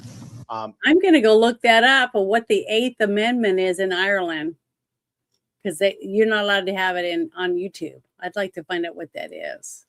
If anybody happens to be really good at that and can put it in the chat, that sure would be nice. Sorry. My recommendation is subpoenas would be filed against Google for any documents that have the name blacklist.txt related to Google, YouTube, and their news search corpuses. I would also ask that you subpoena their documents related to rankings of media outlets. Machine learning fairness is so huge. I don't even know how you would even swallow that. That is going to be such a huge bombshell that it just needs to get into the public disclosure. So it's those three things: machine learning fairness, blacklists, and their media rankings. Thank you. And specifically for you, what was the impact of your disclosure? One of the major stories of 2019, the biggest disclosure by Project Veritas, their biggest story they've ever had. We had 2 disclosures, one in June when I was anonymous. In August, I came out publicly after being raided by the FBI, including the bomb squad, Sheriff's Department, and SFPD, with a standoff that ended at gunpoint. So, and it was all due to a wellness check. And I just didn't want to come out. And so it just kept on escalating, and they shut down the streets from 20th of Valencia to 22nd. And I realized that if I don't come out, they're going to come in. So I came out at gunpoint, surrendered myself, literally Pizzagate, right? And if you look at Google Trends, you'll see that fake news trended one day after the Pizzagate released the files. With the Las Vegas massacre, that allowed them to inject their YouTube blacklist, which didn't exist prior to this event. And from there, it was like basically covering up, rumors that this was a false flag event. And then it went all the way down to, as I noted, the 8th Amendment to the Constitution of Ireland, right? And the last term that I saw when I disclosed this list was AMLO. Now, what does AMLO mean? That is the nickname of the Mexican president at the time. So, they started off possibly with noble goals, but at the end, they were censoring constitutional amendments for our allies and presidential candidates in other countries. Well, how important is it that these subpoenas have been approved to go out? And do you know yet what specifically you'll be asking for? Texas Senate committees have subpoena power. We rarely use it. It's a big deal. We used it a couple of years ago against BlackRock, State Street, those firms through ESG that are taking Texas money and using it against us. We used it then, and we're using it now. It takes a 2/3 vote in the committee to do this because it's a big deal.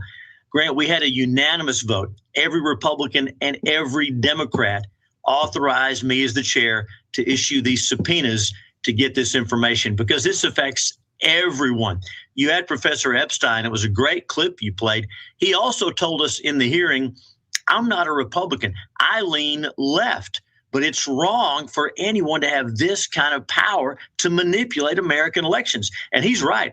And in Texas, we're not going to stand for it. We're going to shine a light on what they're doing so that everybody can see. Awesome.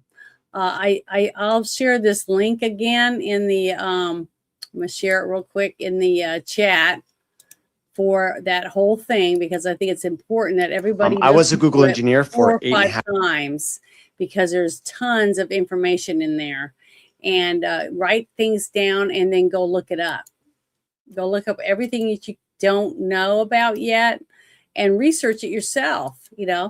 I never try to take anyone's word for anything.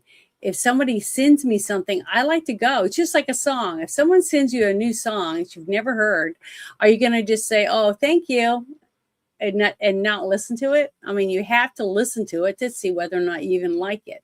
It's the same thing with any of this stuff.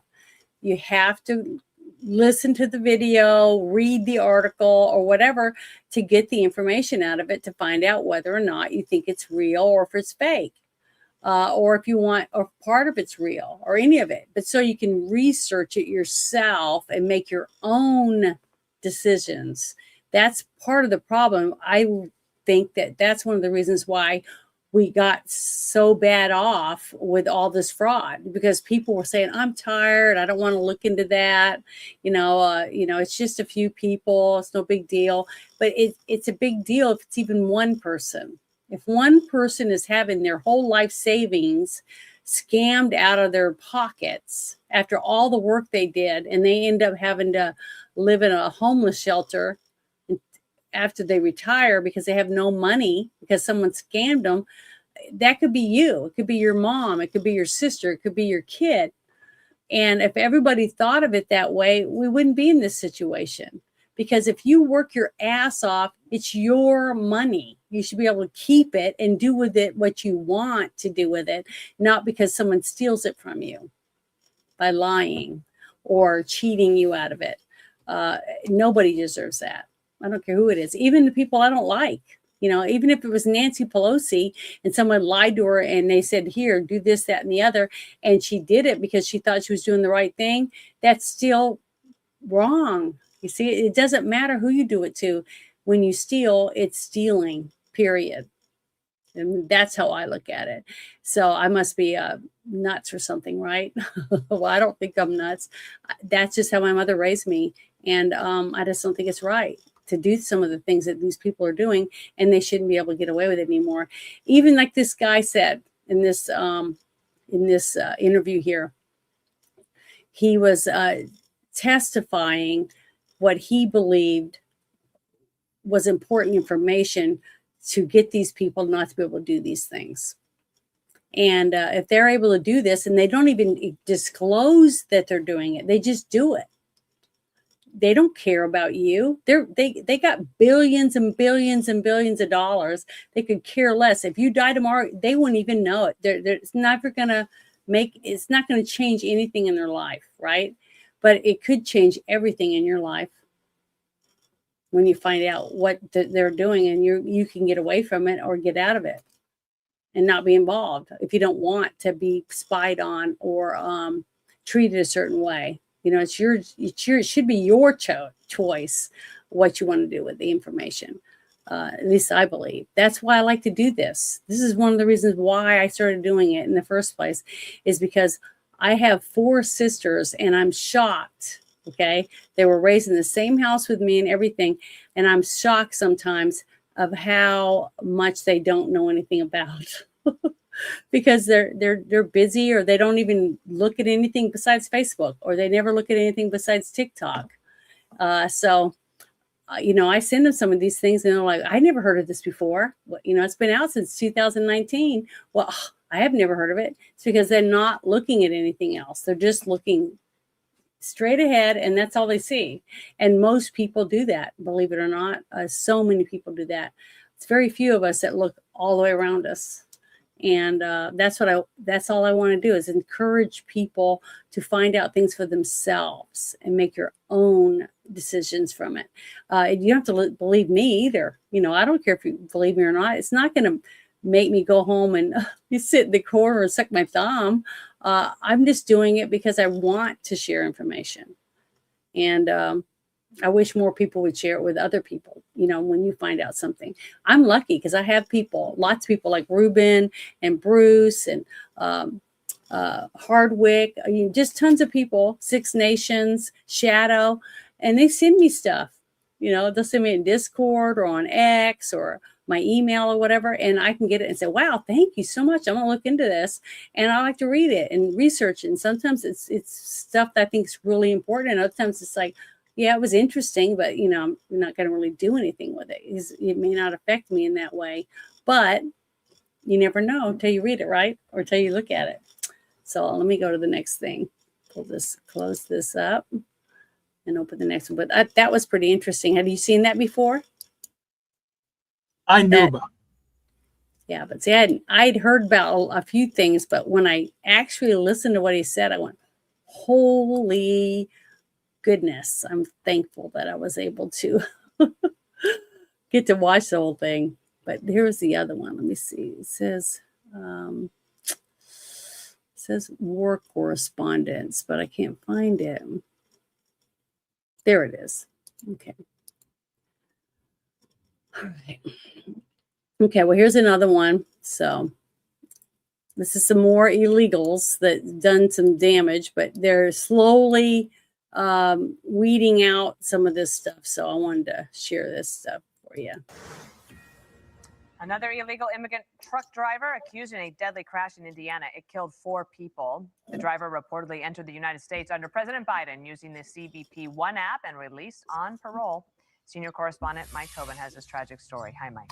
And sadly, Dana, it's another case of someone who entered the U.S. under Biden administration policies, went to a sanctuary state, got a license to get behind a big rig, and now someone is hurt or killed. It happened in Indiana on Tuesday. One truck on State Road 67 slowed down. The truck behind him did not, instead swerved into oncoming traffic. The truck hit a van transporting 4 men from Indiana's Amish community. The 4 men were killed. The driver of that van is now in critical condition. Indiana State Police report the driver of the semi-truck is 30-year-old Bezkan Beshikiv from Kazakhstan. He entered the U.S. using the Biden administration CBP One cell phone app, and that was in December of 23. Beshikiv was issued a commercial driver's license by the state of Pennsylvania. Now, the issue of undocumented people behind the wheel of big rigs is painful for Marcus Coleman. In June of 2024, his 5-year-old daughter was critically injured by a driver from India who entered the U.S. illegally and got a commercial driver's license when he was still a teenager. Dahlia will spend the rest of her life in need of medical care. She's not going to make a full recovery. She's going to be on therapies for the rest of her life. She's going to be on medication the rest of her life. And we've pretty much come to the terms that she's not going to be self-sufficient. She's going to basically have to have a guardian and pretty much a chaperone and caretaker with her pretty much everywhere she goes. Now, related to the Indiana crash and the driver who got a CDL in Pennsylvania, Governor Josh Shapiro issued a statement to Fox News saying Bezkan Beshikiv had legal status when he got his license and is still legal on the database. Quote, Kristi Noem should focus on minding shop in her own agency as her incompetence and operational failures seem to be matching the scale of her moral failures. Now, with the Indiana case, the Hoosier State cooperates with ICE. The driver was handed over in the jail. Beshikiv is now in federal custody. Dana? Okay, Mike Tobin, thank you. Hey, everyone. What's I'm sad about that, if you listen to it, is if it'd been their kid, the comments that he made about the people that have been trying to get these people out of our country and to take these people off the road. They can't even read the signs on the roads. They don't know what they're doing, and they're hurting people. They're killing Americans that were born here. That's what our government is supposed to do, protect American citizens over everyone else. And because they're doing that, they're the Nazi, they're the terrible person. And because I want the same thing, I want these people out of my country. And if they want to be here, they go to the border like they're supposed to, and they apply for citizenship. They apply to come into our country. And then they have to follow whatever rules they have to follow to become a citizen. Many people have done it. Okay. And it's not fair to all of those people to just let droves and droves of people over and to start handing them checks and give them a place to live. That isn't the process. It doesn't happen in any other country. Go to Mexico and see if they'll give you a free ride. They won't. And they won't let you become a citizen. But people don't seem to ever say that. They only talk about America when we're the #1 country in the world that sends money to every country.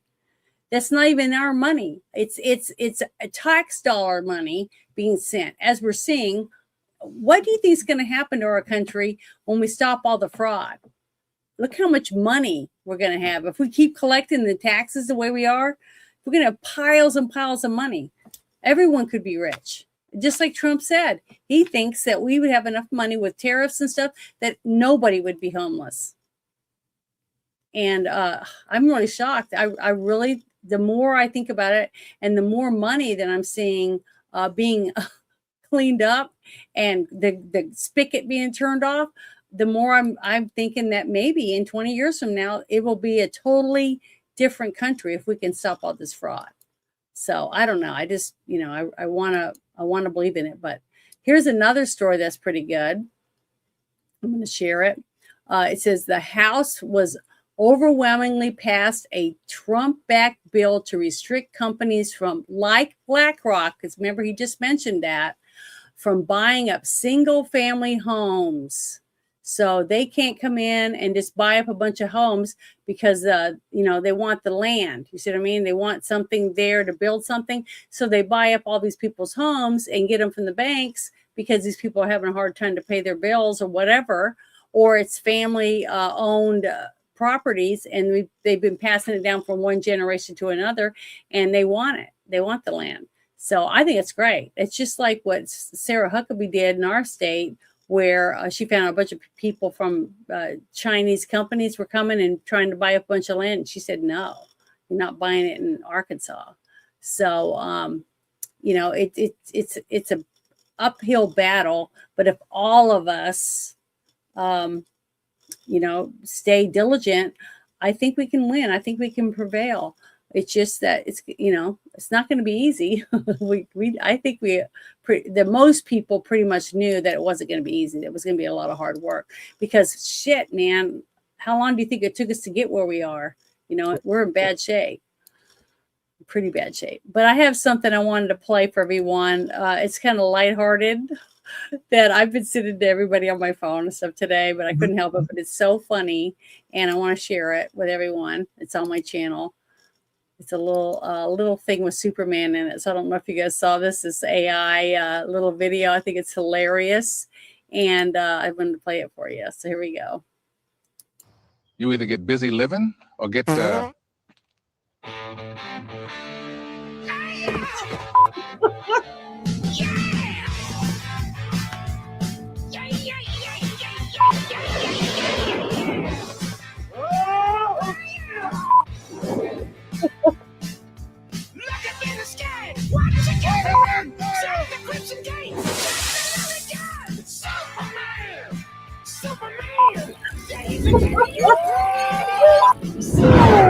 It's great.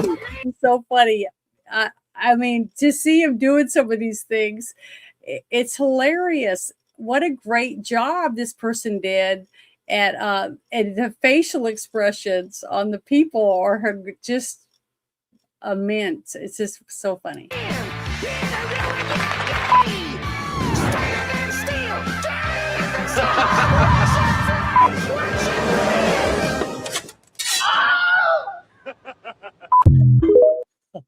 I thought that was terrible because they're the guys that wrote the comic book, The Boys. Okay, they hated superheroes. They thought these things were stupid as shit because if somebody had that kind of power, why would they be nice?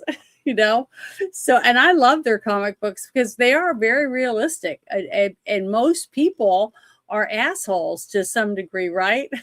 So the whole thing to me it's hilarious because if he's the strongest man in the world, he can fly, can do all this stuff. He could have any woman he wanted, basically, because they'd be swooning over him. But why wouldn't he do some of those things that we just saw in that video? I just wanted to play it because I just thought it was like lighten the load a little, and I thought it was hilarious. But I thought it was great. But had you seen it before? Yeah, you showed me. I saw it. You showed it. Okay, because I didn't know if you'd seen it, but I posted it on my timeline because I just thought it was so funny. But here we go. I'll bring up the next thing because you know me, all this stuff was already in the shit show chat. So, okay. And there's always a lot of shit. You know what I mean? I think this is the one, another one right here. Okay. This I thought was interesting. Someone sent me this and told me to watch it.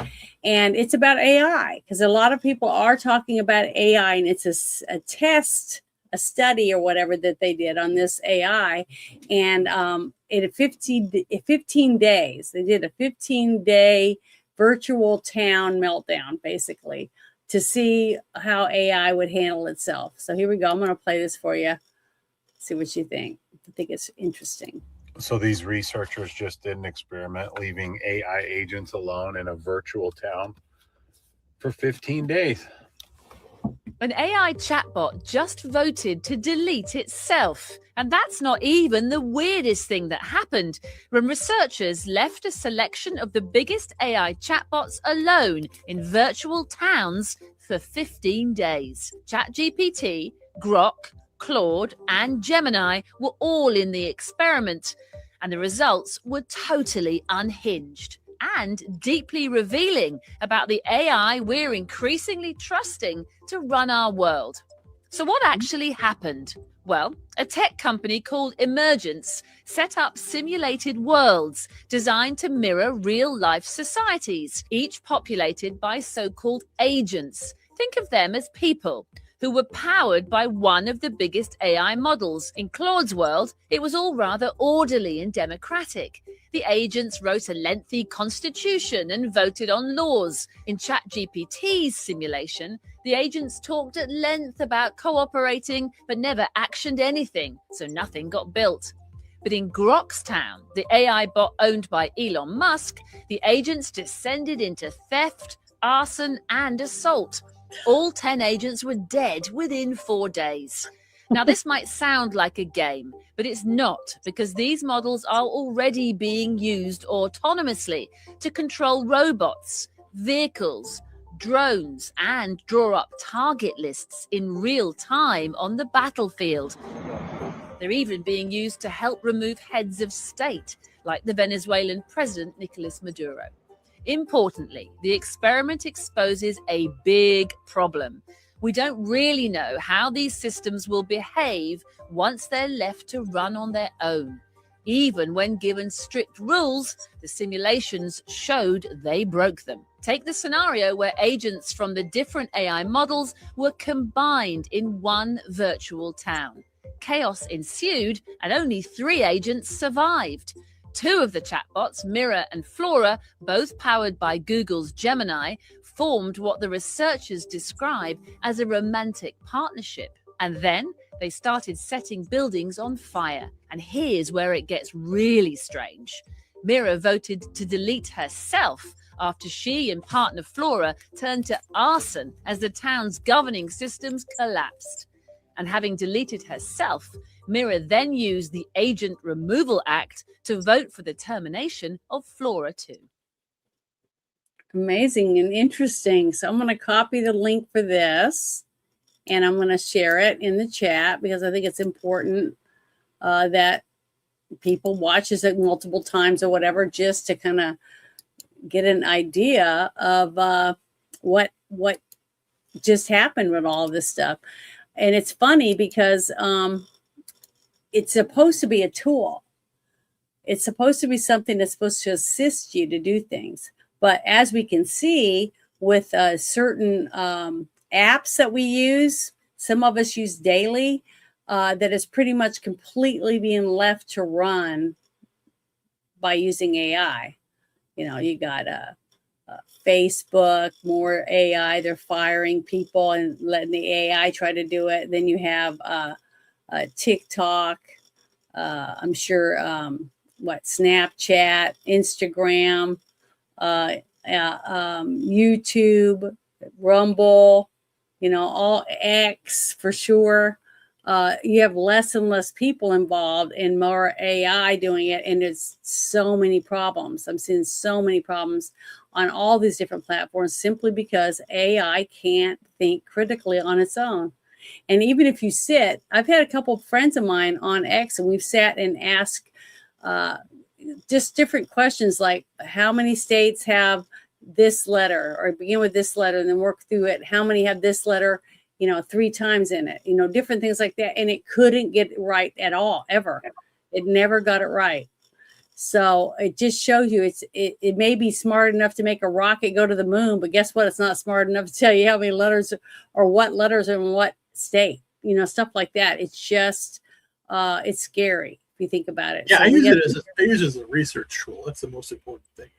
yeah, as a tool where you're following it along and you're the one running it. You see what I mean? Yeah, it's a research tool only for me, or an editor for me when I'm writing. But but people use it to create things, and it doesn't do it right. Because it's again, it's an advanced autocorrect. It's not intelligent yet. Yeah, it's not making decisions on its own. Nope. It's going from the information you put into it, and I don't know. I just really have a hard time with a lot of the stuff because I just think it's I don't know, really scary. But this next one I thought was pretty good. Everybody knows about Rob Reiner, right? Yeah. And Rob Schneider, I mean, he was saying, he posted this. He said that, "Dear Bill Mayer, I'm writing for your apology for you yelling at me on your podcast about the January 6th insurrection that turns out to be an inside job with 26 FBI confidential human sources." So I want to play this for you if you haven't seen it. Here we go. Fox News alert, the Justice Department just released the bombshell report that we've been waiting for. What actually happened on January 6th? The FBI had 26 confidential human sources there that day. 26. A confidential human source is a guy the FBI pays to spy for them. Of the 26 confidential human sources who were in D.C. on Jan 6th, 4 entered the Capitol during the riot. An additional 13 entered the restricted area around the Capitol. So more than a dozen FBI spies participated in the so-called insurrection. A bunch of them broke into the Capitol. Their own inspector general says this is what happened. But that's not what they told you when they testified under oath. Those who were there in an undercover capacity on January 6th, how many were there? Again, I'm not sure that I can give you that number as I sit here. I'm not sure there were undercover agents on scene. I thought I heard you say you didn't know whether there were FBI agents or informants or human sources in the Capitol or in the vicinity on January 6th. Did I misunderstand you? I thought that's what you said. Well, I referred very specifically to undercover agents. Yeah. And so are you acknowledging then there were undercover agents?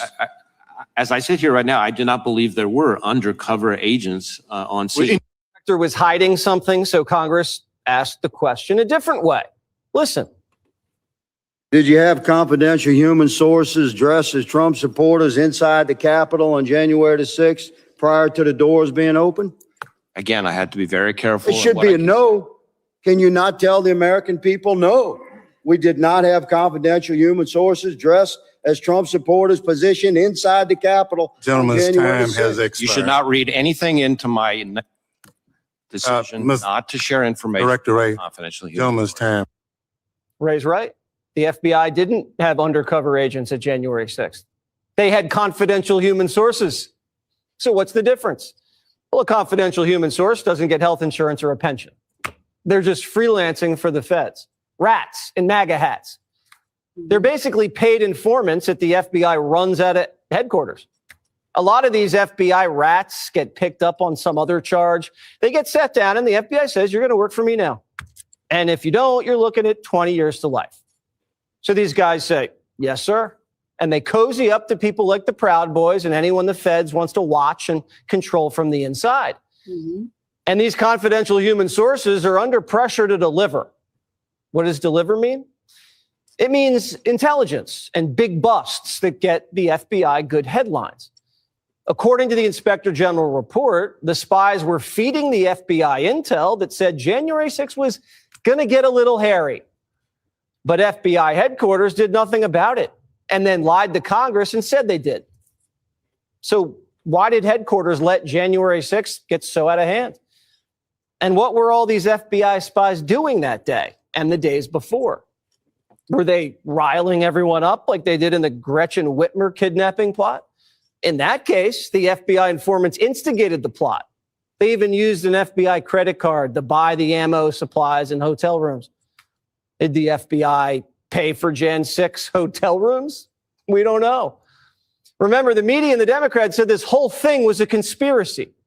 Where do you think this idea comes from, that this was somehow done by the feds? I heard that one of the debaters said it was an inside job. It's an inside job on the part of Donald Trump and his henchmen. Republicans have blamed the FBI and said it was an inside job. It certainly was not an inside job by FBI agents or Antifa. They go around blaming it on Antifa and FBI agents. Well, how did the media know it wasn't an inside job when the FBI had 26 of their people on the inside? January 6th certainly benefited the media, the FBI and the Democrats. 1,500 arrests, humiliated Trump, got him impeached, criminalized the MAGA movement. Trump got indicted over January 6th, remember? They tried to throw him in prison over this. The January 6th committee, it's all Democrats did for 2 years. Why didn't the committee find any of these snitches? They did a one-sided investigation and teed up Garland to charge Trump so they could run against a convicted felon. So the media is going to apologize, right? No. Hell no. The media today is cherry-picking the report to say there were no undercover agents there on January 6th. The whole thing's a conspiracy. These aren't articles. They're FBI press releases. And they wonder why their ratings are trash and no one trusts them. It's because of this. They don't want the truth. They want to hide it if it hurts the left. And they can't admit they were wrong because it's too embarrassing. And they were a part of the cover-up. But the FBI is worse than the media. The FBI knew what was in this report. They covered it up before the election. And then the director says he's resigning the day before it comes out. Give me a break. This kind of sliminess is why Trump nominated Kash Patel. I wonder what else Kash is going to find in the bureau when he looks under the hood. As a former federal prosecutor and a public defender who defended a lot of these types of cases, what you need to show is whether or not the FBI and government agents were using undercover operatives and informants on the day of January 6th. Once you prove that, then you defeat the insurrection narrative with the FBI's own documentation. And what does this report do to the January 6th defendants? None of the confidential informants were arrested or charged. These guys were right alongside everyone walking into the Capitol. But you're in prison for years? Now, if you're a defense attorney for a Jan 6er and this drops after the case was decided, that could change everything. Constitutional law professor Jonathan Turley says this, quote, "There is a question of why the confidential human sources who entered the Capitol were not charged as part of an operation that the Justice Department described as an effort to shock and awe, targeting everyone involved that day. This report does not find specific wrongdoing or direction from confidential human sources in the rioting. Congress, however, is likely to seek more information on these sources and their conduct on the day." Are you allowed to commit crimes as a spy for the FBI and not get charged? Because they said this was the greatest attack on democracy ever. Said it was up there with 9/11. Traitors, they said, seditionists. They're off scot-free. You can try to overthrow the government if you're an FBI rat and just walk away. Congress has to find out.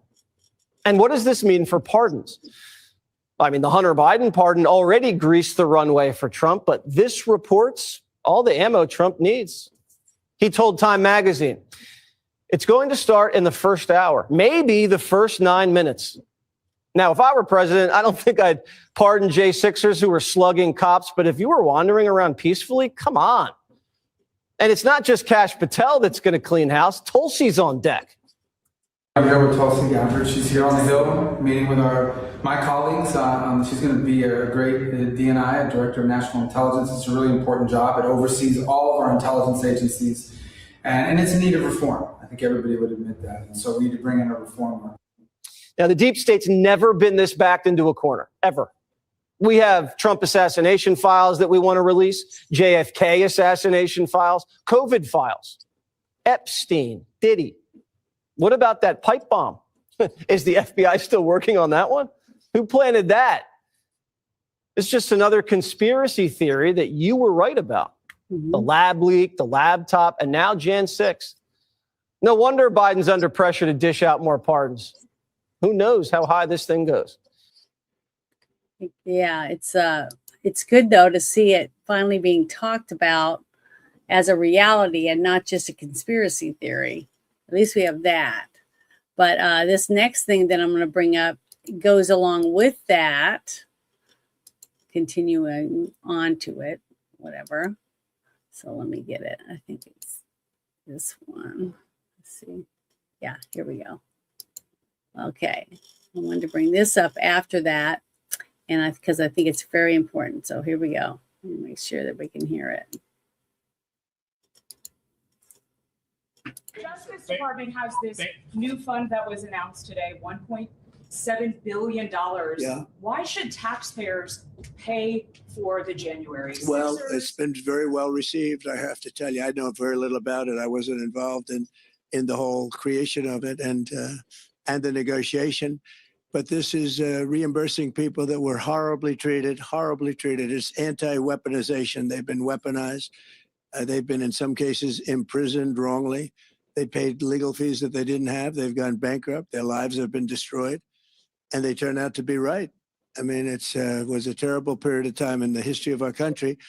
And they worked on it. I know the Justice Department, it's really been working on it very hard. There's been numerous other occasions over the years where things like this have been done. But these were people that were weaponized and really treated brutally by a system that was so corrupt, with corrupt people running it, and they're getting reimbursed for their legal fees and the other things that they had to suffer. Yeah, he's talking about the January 6ers. They're going to get reimbursed. It says the Supreme Court found that the government illegally charged hundreds of J6ers with a 20-year felony. Every American should be livid about that. If you don't support restitution for those whom the government illegally damaged, you are anti-American. Now, that was this person's point of view. His name's Freeze. But I wanted to share that because it had the part where the president was talking about it, because he's right. And I don't believe that it was as bad as 9/11. I definitely don't. And when I saw videos when they started coming out, it looked like tourists walking through, taking selfies, and staying in between the ropes and stuff. It didn't look like any kind of insurrection that I would think was an insurrection. And he's right about the people dressing up in MAGA clothes. Now, the only person I heard mention Antifa was a Democrat. So that's kind of funny. But the thing is, I had some friends that were YouTubers, and they went there. And so does you have some, I'm sure, that went too. And they told me themselves that they saw Antifa people taking off their stuff and putting on MAGA clothes and then, marching up there, just to cause problem and look bad, because they were wearing stuff to make them look like they were MAGA people. So the whole thing was utter chaos. I believe the whole, and also a friend of mine from X, who does a lot of spaces, was showing videos that he's been collecting lots of stuff about all of this to do with January 6th and the Georgia stuff going on with the election fraud, right? He's been collecting it, but he showed me videos of how they had moved the barricades to kind of funnel people towards the Capitol. And what was really interesting is he's got a couple where they threw flashbangs and stuff, but they threw them on the opposite side to push people toward the barriers to go on down and funnel them towards the Capitol. So if you could get all of the video together and make a whole thing and put it together as its timeline as it's going and watch how things unfolded, I guarantee it is the hugest, biggest setup you've ever seen. That exists on Twitter. It's January 6th, the real timeline. It's been up for years. Yes, definitely. Now, you and I, a lot of people like that think like you and I, pretty much just had to see 2 or 3 things and we were like, this is fake. This was a setup. But it played out this way. And there's still a lot of people that still think that anyone that doesn't agree with their point of view about the J6ers, and all of them, no matter what, then we're traitors also. And I'm far from a traitor, but I believe in fairness, and I believe in the laws too. So any of these people that were involved in, setting up people to fall, basically to make it look like, so Pence didn't have to listen to the states when they brought, this is what I think it was from, when the people were complaining that they thought they had irregularities in their states. Well, a bunches of them, big groups of people went to the Capitol to bring their evidence up to Pence and the rest of them to show them what they had, and to please not accept our electoral college votes, send them back to our state till we can get this election stuff taken care of. And if somebody had just said, fine, we're going to send it back to the states and let the state get this fixed and figure it out, and then we'll get the legal numbers from these states that have had problems. If they had done that, I don't think we'd be in the situation we're in right now. You had two obstacles there. Because the House members brought it up. They brought it up, the fact that it was stolen. But if they bring it up, the senator has to agree as well. And if the senator agrees, then it goes to the vice president. It never got that way. Every senator chickened out. Yep, you're right. They did. But I've got one more thing to bring up for tonight, and then I'll be done. So I guess Bruce didn't decide to join tonight. Must have been tired. But this one I thought was interesting. And I was reading it. It said that after an FBI investigation, a California woman has been charged with illegally paying people to register to vote in federal elections, even falsely listing her own former residence for California mail-out ballots for homeless individuals without a mailing address. And she was paying them money, to vote, basically. So, and then here is the link. I'm going to copy it. I'm going to copy the link. Hold on. Gotta get the link. There we go. And then I'm going to share it in the chat for everyone to go to and read the bigger article from .gov. And if you guys want to, but it pretty much says that, the same thing in a little bit of technical jargon, but it's happening. Okay. It's piecing it together, and it's going to be taken care of in the courts where it should be. Because look, we already have a woman that's already been put behind bars for 41 and a half years for fraud, for $250 million of fraud. One person, $250 million. Just think about that. So if you got 25 people and all of them have, around that much money, shit, that's a ton of money we've saved by getting rid of these people. But they need to go to prison if they did it. If there's evidence, just take them to court. That's what they would do with us. So why not do the same thing to them? So as long as we, the people, all of us, start fighting back and saying, I demand justice. I demand these people go to court. And I don't want to send people like Hillary Clinton, that I feel after all the stuff that they testified about for the Epstein stuff and any other stuff they've been involved in, should get a. I want to see some bracelets on both of them. That's what I'd like to see. But that doesn't mean I'm going to get it. But I'm just saying that's what I'm holding out for, because that's the one person. If I could only pick one person of all these people, and most people don't agree with me, but it would be Hillary. Hilda Beast would be the one, and I'd get a shirt and I'd wear it, and I'd be a happy person if we could just get one of them. And some people said Comey, and some, everyone's saying different people's names, but that's the person that I would like to, I would relish in. eating popcorn or whatever. You know how you see all these memes, people eating popcorn, waiting for something to happen.